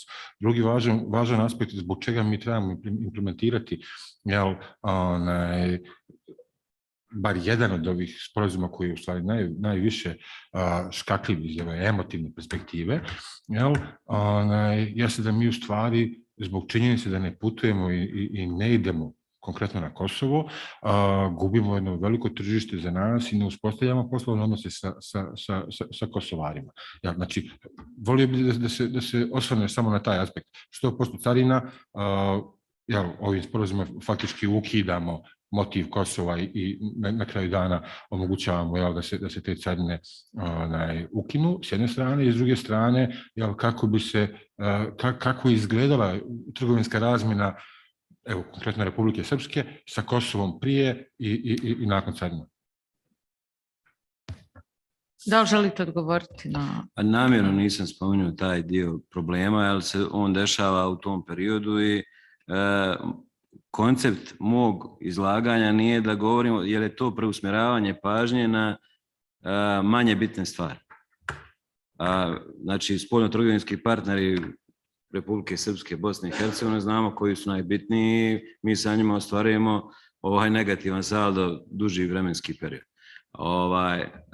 Za mene je veće pitanje koliko ljudi recimo platilo putarnu na autoputu od Sarajeva do Zenice ili recimo od Doboja do Banja Luke. Znači, recimo 95% ljudi ne koristi taj resurs. A koliko smo izvezli na Kosovo ili u Srbiju, to može biti bitan podatak. Međutim, suštinski, ako gubiš ključni resurs, ljude, izgubit ćeš prvo one najbolje, pa će onda početi odlaziti i oni manje bolji. I na kraju imaš sad situaciju da Njemačka je liberalizovala maltene da ne morate ni govoriti ni njemački, ni nostrifikacija diploma ide kao, znači ne morate imati nikakvu i sve u redu. Znači, govorim vam da je smjer kretanja radne snage ili ljudi, građana sa Zapadnog Balkana prema zemljama Evropske unije i to je u pokretljivosti, odnosno mobilnosti radne snage, o čemu se radi u sporazumima, glavna stvar za nas. Ako je 99 ljudi otišlo prema zemljama Evropske unije, a jedan na Kosovo ili u Makedoniju, da li mi kao Bosna i Hercegovina trebamo se baviti sa ovim jednim ili sa ovih 99? Ista je priča i za Srbiju, Makedoniju i pazite, znači na Eurostatu vi imate bukvalno evidenciju svake godine koliko je građana Bosne i Hercegovine dobilo boravišnu dozvolu u zemljama Evropske unije. Ta evidencija i koliko borave u Evropskoj uniji, da li do 3 mjeseca, da li 12 mjeseci i tako dalje. Ja govorim o tome da recimo takvu vrstu evidencije prvo trebaju imati države, ovi SIX, kako smo rekli, da imaju evidenciju koliko im je građana otišlo u Evropsku uniju. Možda kolega iz Rumunije može govoriti o tome na sličan način jer je on kao članica, odnosno Rumunija kao zemlja članica Evropske unije imala ogroman odliv ljudi, pa i Bugarska, da se mi sad suočavamo sa tim i evo sad prizma na ekonomiju, ako nemate ljudi, ako nemate pametni ljudi u kompanijama, vi radite manuelne poslove, radite umjesto mašina, neke poslove koji se rade tamo negdje vani i otprilike u strukturi izvoza po kilogramu mi izvozimo jeftin rad, a uvozimo pamet u tom kilogramu po jedinici proizvoda. Da, dobro ste se osvrnuli na ovo da imamo situaciju da vodimo računa o tome ko je otišao u Makedoniju i Kosovo, a ne vodimo računa ko je otišao u neke druge zemlje. Ali ovdje bi, žao mi je što RCC je već napustio ovaj skup, vjerujem da nas prate online, oni su radili istraživanje prije nekoliko mjeseci, mislim da je objavljeno u 30.6. ove godine, u kojem su u svih 6 zemalja Zapadnog Balkana pitali mlade ljude koji su napustili našu zemlju, sve naše zemlje, šta je osnovni razlog napuštanja zemlje. I za mene je to bilo porazno na individualnom nivou, jer sam bila ubijeđena da su ekonomski razlozi, primarni razlozi napuštanja, a zapravo ne, nego ovakva politička situacija i nestabilnost u regiji Zapadnog Balkana. Zato ja kao mlada osoba, kao Dajana koja živi i radi ovdje, želim da vjerujem da ovi sporazumi doprinose stabilnosti i sigurnosti u našoj regiji i da ako više komuniciramo u našoj regiji, možemo je napraviti mjestom kvalitetnim za život, jer mladi ne idu ni u Njemačku, ni u Austriju, nigdje drugo da budu građani drugog reda, nego da bi pobjegli od ove situacije u kojoj se mi trenutno nalazimo. Tako da ja vidim prednost ovih sporazuma u tom smislu da stvaraju ljepši ambijent za život, kad kažem ljepši mislim naravno stabilniji i bolju ekonomsku perspektivu. A ja ću se sada vratiti na ovaj dio obrazovanja, ne bi voljela da samo govorimo o mobilnosti u smislu putovanja sa ličnim kartama i voljela bi da vidim kakva nam je perspektiva da zaista ovi sporazumi zažive i ovo pitanje ću postaviti gospodinu Husiću i gospođi Čudiću. Znači, kakva nam je perspektiva da zaista ovi sporazumi dožive svoju implementaciju i šta mi trebamo još da uradimo, ili možda što civilni sektor može da uradi da doprinese njihovoj kvalitetnoj implementaciji, da imamo i razmjene između fakulteta, a ne samo da govorimo o odlivu radne snage. Hvala. Ja ću prije toga samo kratko se osvrnuti na dosadašnju diskusiju i reći da se ne zadržava radna snaga niti u Bosni i Hercegovini, niti u regionu tako što, mislim, na bilo kakav prisilan način, niti odsustvom, ne znam, ili otežavanjem procesa ratifikacije diploma i tako dalje. Dakle, ako su ljudi mogli iz istočnog Berlina ili tada Sovjetskog saveza i bloka da traže bolju perspektivu širom svijeta, sigurna sam da će mladi ljudi, i zapravo tu upadam u jednu duboku nelogičnost kolege pored mene, kada govorimo dakle o tim nekim kao mogućnostima da spriječimo odljev radne snage ili takozvani odljev mozgova, na način na koji ćemo tim ljudima još dodatno otežati njihov život u Bosni i Hercegovini ili Sjevernoj Makedoniji ili na Kosovu i Srbiji, još im otežati mogućnost ratifikacije diplome i onda će oni otkriti sve čari svojih zemalja i željeti snažnije da ostanu. To nam jednostavno, evo i bez obzira što zvuči potpuno nelogično, brutalno negira naša stvarnost. Sada, kako hoćemo zadržati, jer mladi ljudi iz Njemačke mogu otići u Francusku studirati. Unutar Evropske unije svi su studenti osjetili tegobe nejedinstva tog tržišta kada je Velika Britanija izašla iz Evropske unije i kada su se mladi ljudi počeli brinuti šta će se desiti sa njihovim statusom studentskim u Velikoj Britaniji, mladi ljudi iz Evropske unije i tako dalje i tako dalje. Dakle, njih u njihovim zemljama zadržava prosperitet, mogućnost, prilike, politička stabilnost i generalno kvaliteta života koja nije samo vezana naravno za ekonomski faktor, već mi sada svjedočimo jednom strašnom trendu, a to je da viša srednja klasa napušta Zapadni Balkan upravo iz ovih razloga o kojima ste vi govorili, zato što vide neku kvalitetu života, vrsta kulturnih institucija, kvaliteta univerziteta, kvaliteta zraka postaje faktor odlaska, a ne samo da li imaju nisko plaćeni ili više plaćeni posao.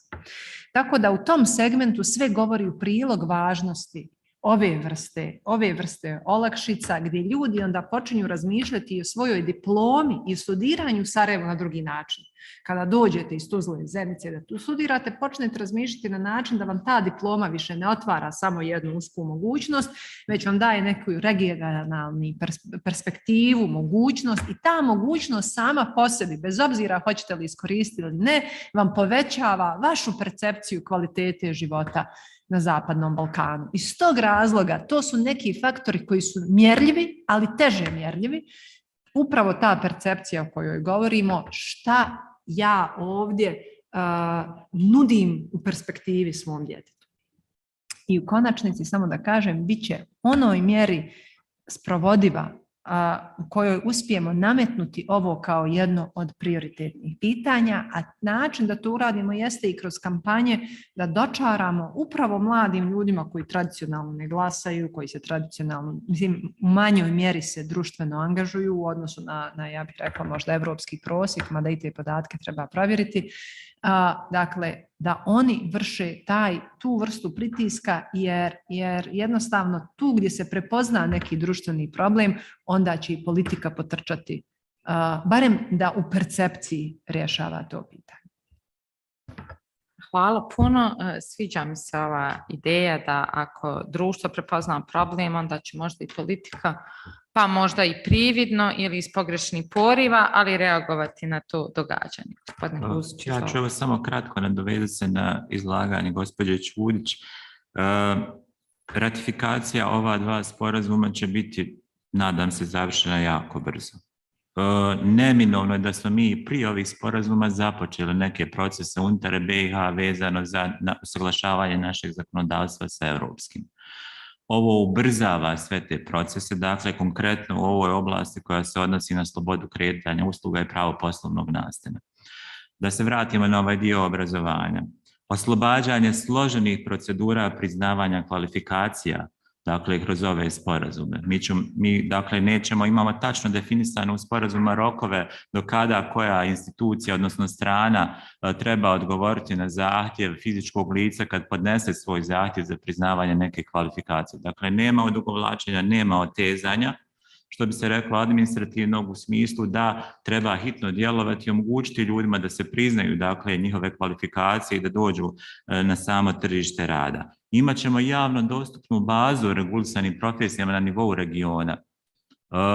A da ne kažem, da ne ulazim, dakle, specifično u svaku profesiju, u svaku oblast, gdje vi, recimo, kod doktora medicinskih nauka po evropskoj direktivi morate, kad ljekar, dakle, izađe sa fakulteta, imati to da je odmah spreman za tržište rada. Dakle, ne smije imati neke dodatne barijere koje eventualno sada postoje, polaganja stručnog ispita, pa ne znam, verifikacije ovdje, verifikacije ondje. Dakle, čovjek kada završi mora odmah biti spreman za tržište rada. To je tretirano sporazumima i svi aneksi ovog sporazuma, konkretno regulisanim profesijama, preuzeti su iz direktive o kojoj sam govorio. Dakle, mi ćemo morati neke naše unutrašnje administrativne barijere otkloniti da bi ubrzali cjelokupan, dakle, proces priznavanja kvalifikacija. Unapređenje kvalitete obrazovanja. Gospodin Trivić je govorio, dakle, o tržišnoj utakmici među univerzitetima. Dakle, tržište se otvara, ajmo unaprijediti kvalitet obrazovanja u BiH da budemo toliko atraktivni da možemo privući, dakle, studente, potencijalne studente iz drugih zemalja u regionu. Samim, dakle, ovim sporazuma morat će se otvoriti ta implementacijom sporazuma otvorit će se ta tržišna utakmica između visokoškolskih institucija. Hvala puno. Sviđa mi se ovaj optimizam i ideja u kojem pravcu treba da idemo. Mi se u našoj diskusiji krećemo prema zaključcima. Ja bih sada pozvala gospođu Mariku da nam kaže svoje viđenje u kojem pravcu, osim ove saradnje i većeg uključivanja organizacija civilnog društva u sve segmente i fokusa na detalje u sporazumima, na koji način možemo promatrati ovaj proces i da li biste nam mogli reći nešto više o ulozi međunarodne zajednice i organizacija i instituta iz Evrope koji bi nam mogli pomoći da izađemo kao pobjednici iz ovog sporazuma. Hvala, Dejana. Ja ću možda krenuti od vašeg drugog pitanja i osvrnut ću se isto na neke od komentara koje smo čuli od kolega na panelu. Mislim da je izuzetno bitno naglasiti dve stvari. Sa jedne strane, što se tiče kretanja ljudi, kretanja mozgova između Zapadnog Balkana i Zapadne Evrope ili ostalog dela sveta, mislim da tu postoji neki nivo podcenjenosti kada gledate prema spolja. Ja, na primjer, mogu da vam dam sada listu od bar 10 studenata mojih koji su master level ili koji su doktoranti, koji su proveli neki period vremena tokom svog magisterijuma pre kao interni ili nakon dobijanja diplome, magistarske diplome u zemljama Zapadnog Balkana. Znači, postoji i odgovorno tvrdim da postoji interes na ličnom, a također na institucionalnom nivou što se tiče obrazovanja i uopšte domena obrazovanja, razmene znanja koja je užasno bitna i postoje nekoliko mehanizama unutar berlinskog procesa koji se, osim ova 3 sporazuma, koji se fokusiraju na saradnju u razmeni znanja koji su užasno bitni. Tako da mislim da na institucionalnom nivou treba iskoristiti sve što je moguće i znam da mnoge institucije jer ja evo živim u Nemačkoj i godinama već u Engleskoj, postoje mnoge institucije koje su zainteresovane za saradnju i koje sarađuju sa institucijama, obrazovnim institucijama, istraživačkim institucijama u zemljama Zapadnog Balkana i treba iskoristiti ove sporazume da se ta saradnja ojača i da se što je više moguće uključe ljudi iz visokog obrazovanja u ovakve inicijative. Znači, to je jedan put. Što se tiče tog nekog možda, ajde da ga nazovemo think tank nivoa, neki kolege već znaju, svaki berlinski proces, svaki summit, svi sporazumi, sve inicijative se prate, analiziraju se.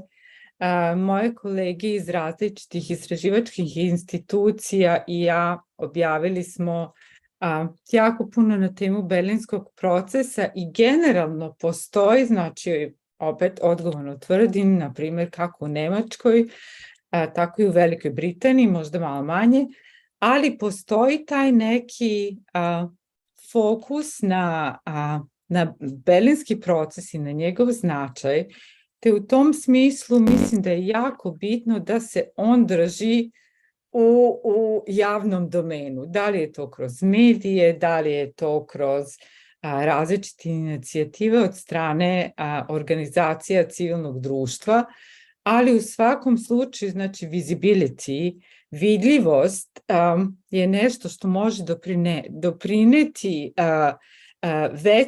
većem uticaju i boljem primanju, znate, berlinskog, tih nekih inicijativa berlinskog procesa.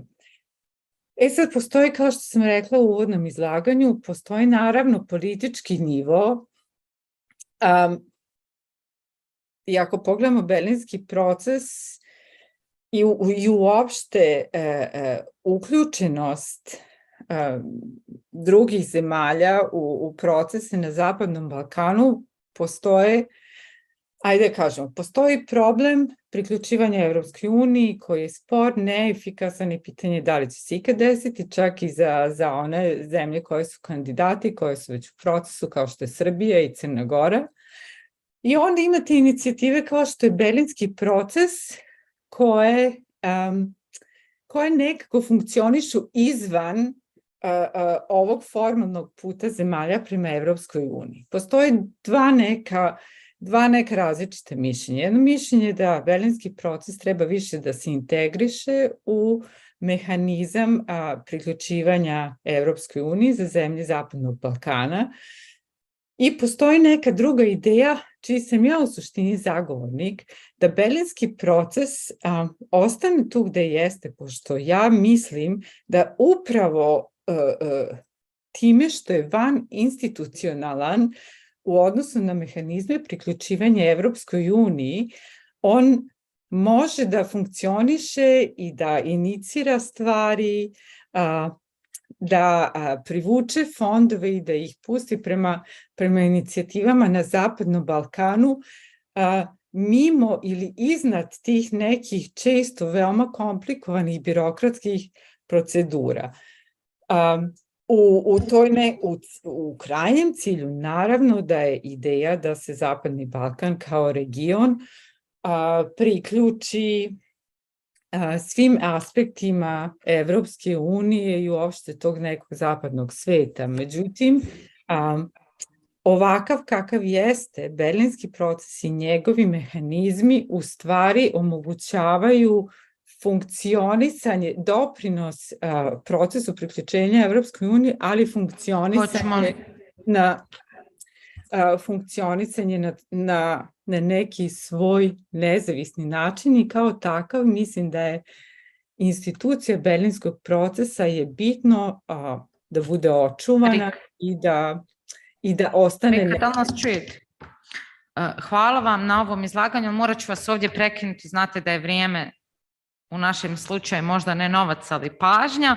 Mi moramo nastaviti diskusiju dalje, dobili smo i informacije s vaše strane i kako ih vi vidite i drago mi je da se problematizuje pitanje da li trebamo zadržati berlinski proces ovako kako je sada ili ga trebamo negdje integrisati ili možemo pričati o tome da li nam uopšte treba. Ono što je važno da imamo različite perspektive i da vidimo šta su benefiti. Ja imam prije nego što zatvorimo ovu diskusiju da pozovem još gospodina Sašu da nam kaže svoje zaključke i na kraju gospođu Mateo, ako vi budete imali još nešto za dodati ili ako bude pitanje, imamo još nekoliko minuta, pa izvolite. Hvala. Berlinski proces ne lipši magače do zelene trave. To je otprilike, dobro, treba, nije sporno, ali to vam je na nivou malo jednog PR-a kvalitetnog, tako da lijepo je to fino, dođeš, prospeš neku priču i tako dalje. Mnogo će zavisiti ti procesi raznorazni od onih procesa koji se dešavaju u Ukrajini i Rusiji, tako da u suštini vidjet ćemo kako će to izaći, bit će tu malo energetskih kriza, bit će tu kriza vezanih za hranu i tako dalje, da ne gnjavim o tome. Gospođa je rekla, i nije replika, nego želja da završimo ovu diskusiju na jedan način, kaže razmjena znanja. Pa ono što ovdje ostane neće imati šta razmjenjivati, ali neće znači šta mu treba.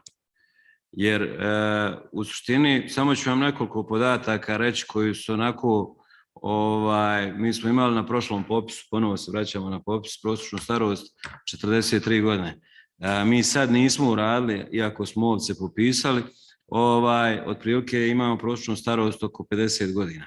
Znači, zamislite sad u prosjeku čovjeka koji radi na univerzitetu, koji ima 55-60 godina, koliko on treba razmjenjivati znanje.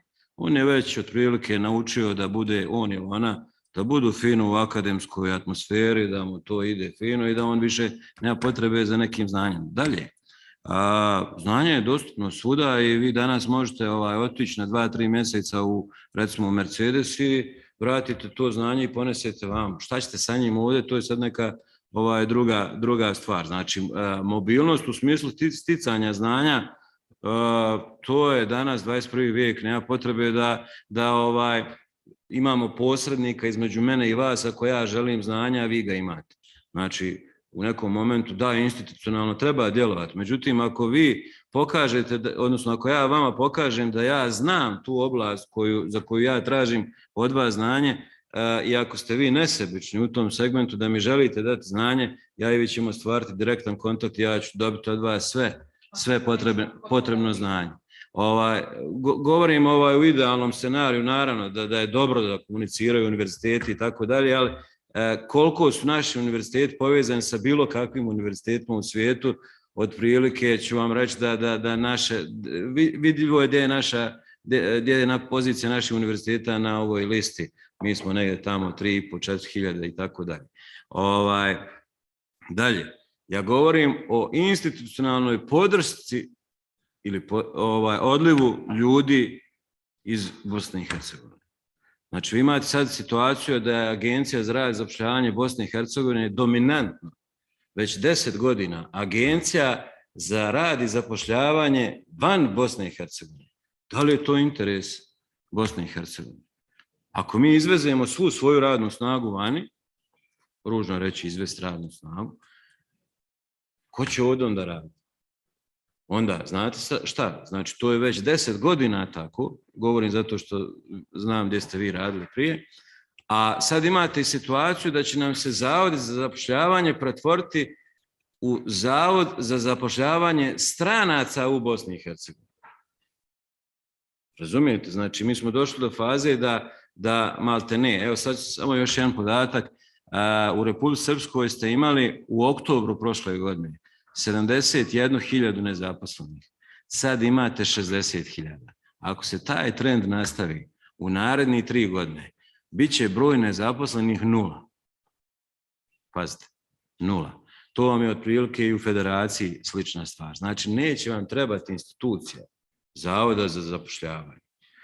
Kome ćemo školovati ljude, preostale ljude ovdje, ako ti poslodavci će zapošljavati u međuvremenu ljude koji će doći s vama? Znači, potencijalno, s obzirom na ono što imamo sad u situaciji na 2 javna univerziteta u Republici Srpskoj, a imamo negdje između oko 4.500 studenata u prvoj godini, a imali smo 7.500, ako se taj trend nastavi, možda će se i univerziteti ugasiti u međuvremenu. Znači, na kraju diskusije, ako se mi ne budemo bavili strukturnim problemima obrazovnog sistema, tržišta rada i svega onoga što je naš interes, bavit ćemo se perifernim temama. Jasno je da je dobro da svaki građanin ostvari svoje pravo, ali u Bosni i Hercegovini, a ne da ostvaruje to pravo i da ga mi što lakše, pod navodnike, izbacimo na Kosovo. Suština priče je da trebamo stvarati ambijent, što je Sabina rekla, u Bosni i Hercegovini, i nije samo više u pitanju ekonomski ambijent, nego svaki mogući drugi u smislu kvaliteta življenja, i trebamo malo izaći iz matrice crnila. Imamo najljepšu zemlju na svijetu, imamo toliko rijeka koje nema ni jedna zemlja u Europi, imamo najljepši vazduh, možda ne u Sarajevu, ali u svim ostalim gradovima možda je ljepši vazduh, tako da hajmo stavljati u prvi plan ljudima ono što je mnogo bitno za njihov život, a to je zdravlje, vazduh, voda, i da to bude ono što će opredeljivati možda da ostanu u ovome prostoru. Možda tamo gdje je stvorena ljepša slika, i nije toliko dobro. Hvala. Hvala vam puno, ipak smo završili u nekom pozitivnijem svjetlu. Ja bih samo voljela da naglasim da i Unija poslodavaca treba da vodi računa o radnoj snazi i da je to zajednička naša zabrinutost. I ja lično ne bi imala ništa protiv da bilo koji iz zemalja regije dođe ovdje da radi. Ja sam možda i sretna kad vidim, evo u našoj organizaciji smo barem iz različitih gradova iz Bosne i Hercegovine, i danas smo se šalili da nas nema iz Sarajeva, što je možda super. Matea, ja vas molila za završnu riječ. Ja ću, evo, kratko, čisto kao prvu rečenicu, na kraju bih rekla da je mobilnost zapravo nešto što je normalno. Ne možemo mi zabraniti ni mladim ljudima, ni obrazovanim, ni ljudima koji su u svijetu kulture da putuju, da istražuju, da traže sebe možda i u nekim drugim zemljama. To je i ranije bilo tako, sad je posebno izraženo, mi samo moramo imati način kako da te osobe žele sutra da se vrate ovdje. Nikome ne možemo zabraniti, uvijek je bilo normalno da neko iz manjih sredina dođe u grad, da ljudi iz grada idu negdje vani, i to je nešto, to je jednostavno ciklus života i naravno i treba tako da funkcioniše, jer drugačije je kada vi neke stvari vidite, upoznate i vani, vidite kako funkcionišu i zakoni, institucije, javni prijevoz na kraju krajeva u nekoj evropskoj zemlji, u nekom gradu u Evropskoj uniji, i kako funkcioniše na Kosovu, u Srbiji, u Bosni i Hercegovini, tako da to je nešto što ne možete zaustaviti, ali poenta jeste možda da otvorimo prostor za sve, pa neko će željeti i doći ovdje ko nije iz Bosne i Hercegovine. Evo, što se tiče generalno priče o ovoj saradnji, mislim da je ključno da nastavimo saradnju, da to bude saradnja, evo, i medija i civilnog sektora, institucija i svih 6 zemalja Zapadnog Balkana, ne samo da to ostane unutar, evo, Bosne i Hercegovine. Ključno je i da tražimo odgovore zajedno od institucija konstantno, i nekako više puta bilo gdje kažem da političari i naši lideri moraju biti svjesni da oni nama trebaju odgovarati.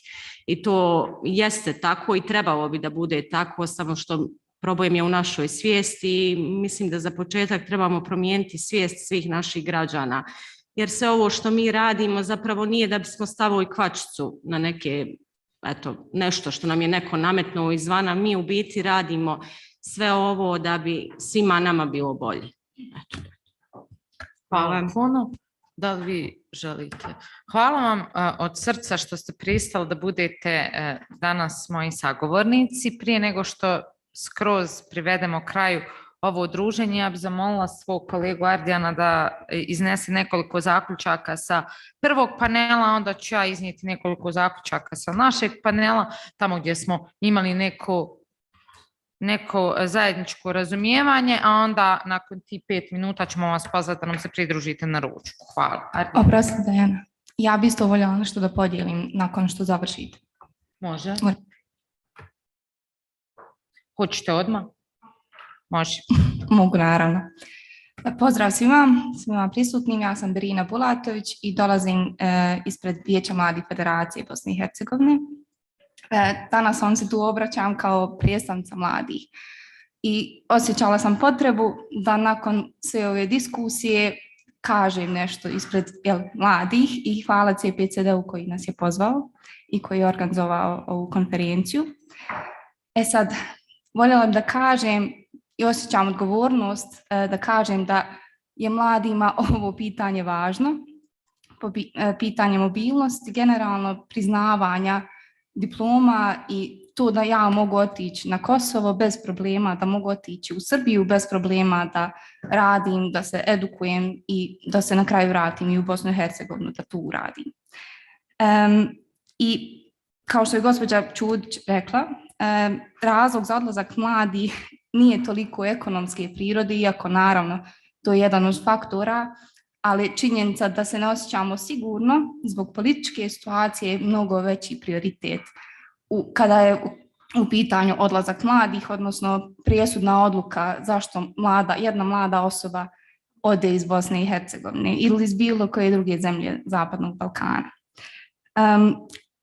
Solidan posao u Bosni i Hercegovini, konkretno možda u Sarajevu, zato što najviše mogu o tome da pričam, zato što sam iz Sarajeva i radim u Sarajevu, školujem se u Sarajevu, može se naći, tako da presudno je naravno ovaj osjećaj nesigurnosti mladih osoba. Sad, s obzirom da smatram da je jako važno kada su ovakve teme, velike neke teme, treba ispustiti na neki niži nivo i zato volim da pričam kroz primjere.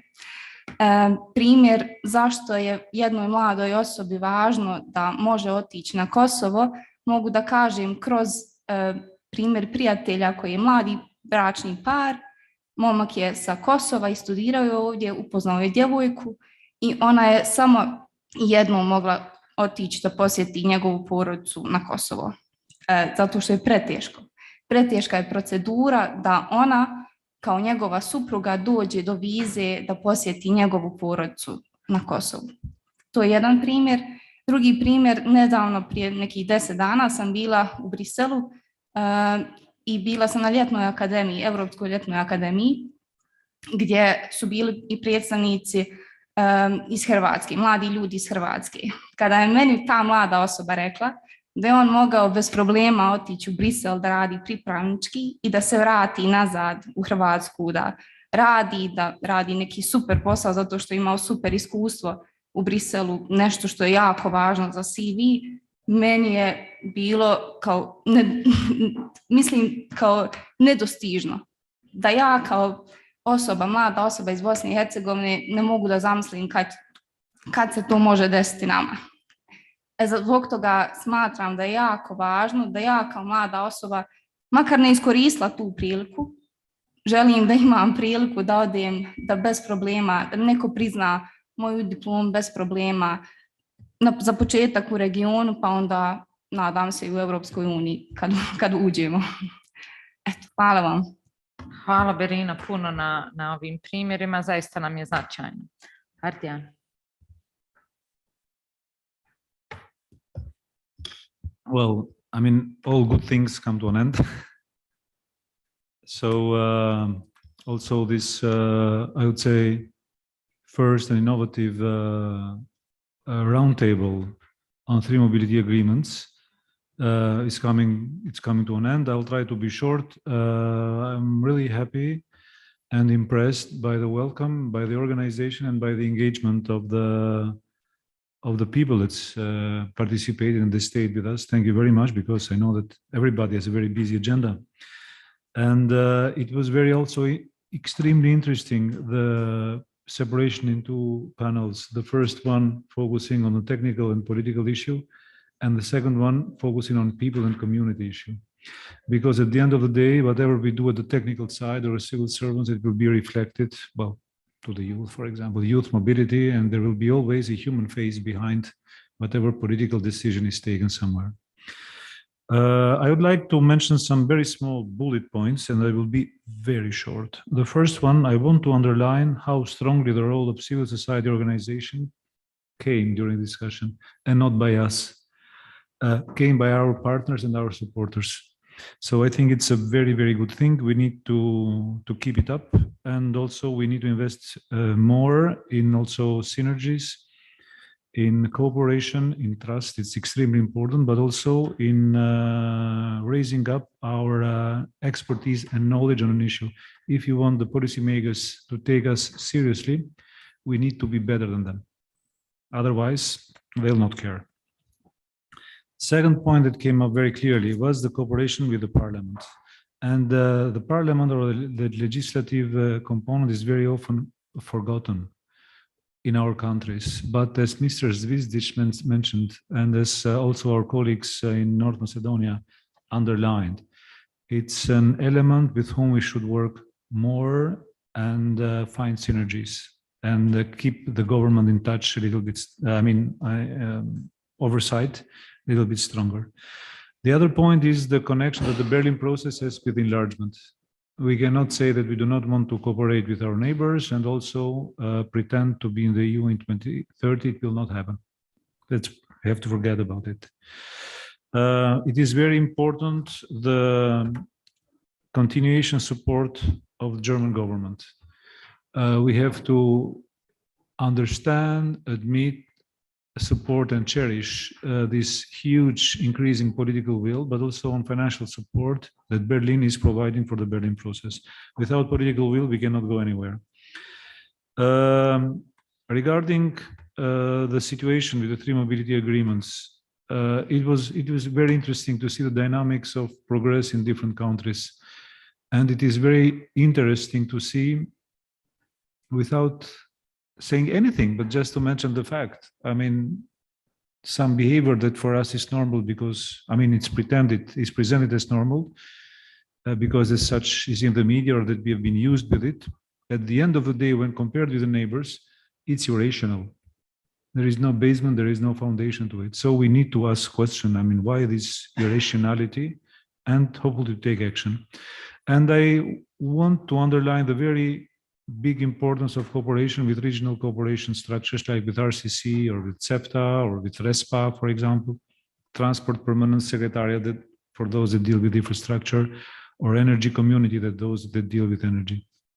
It is incredible because whatever we do, if we want to get engaged and not only consulted, we need to be an actor, we need to be around the table, we need to cooperate with them, and we need to get engaged with them.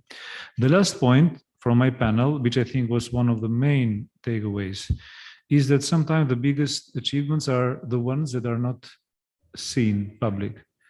For example, this drastic change in the mobility between Kosovo and Serbia. It is not mentioned anywhere. It came up in this publicly, at least in this workshop here in Sarajevo today. So, basically, the Kosovar citizens now they can enter in Serbia with their ID cards, thanks to the three mobility agreement. Before they had to add the stamp in a piece of paper and enter in one or two well-defined border crossing points. To close, I believe that this kind of activities needs to be repeated.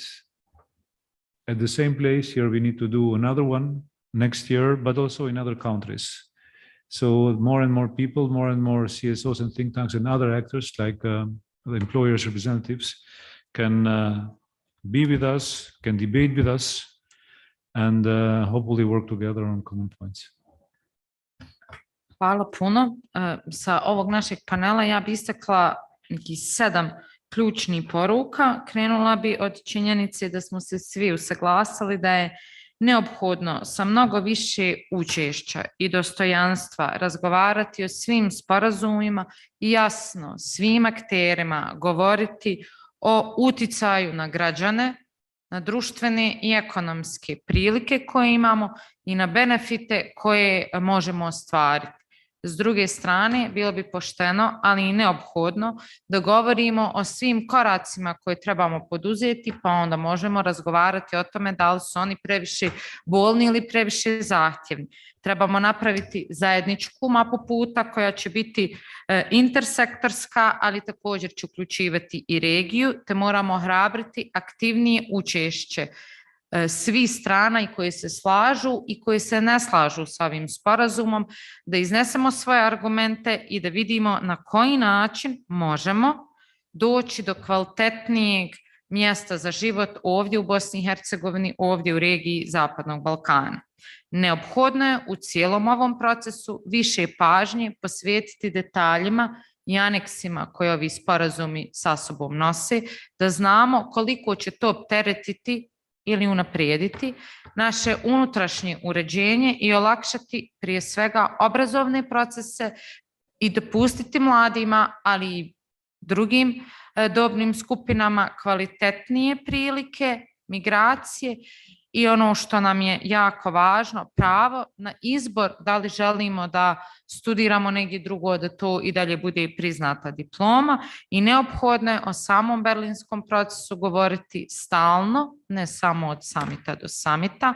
Neophodno je jačati kapacitete lokalnih vlasti da razumiju šta zapravo berlinski proces nosi. Iz prvog panela smo vidjeli da to nije samo zaključak za Bosnu i Hercegovinu, nego i za druge države gdje su parlamentarci imali pitanje zar ovo već nije usvojeno. Zatim trebamo govoriti o učešću organizacija civilnog društva, medija, akademske zajednice, ali ono što je neophodno, građana i građanki, i moramo obezbijediti šire konsultacije, ne samo u ratifikaciji i implementaciji ovih sporazuma ili da mi budemo kao watchdog, nego nam je neophodno da učestvujemo u konsultacijama i da znamo šta ovi sporazumi za nas nosi i da mi kao građani i kao civilni sektor možemo da doprinesemo njihovom budućem oblikovanju i implementaciji u našoj regiji. Mislim da sam sad zaključila sve ono što smo mi ovdje rekli. Još jednom vam se od srca zahvaljujem i pozivam vas na ručak. Hvala.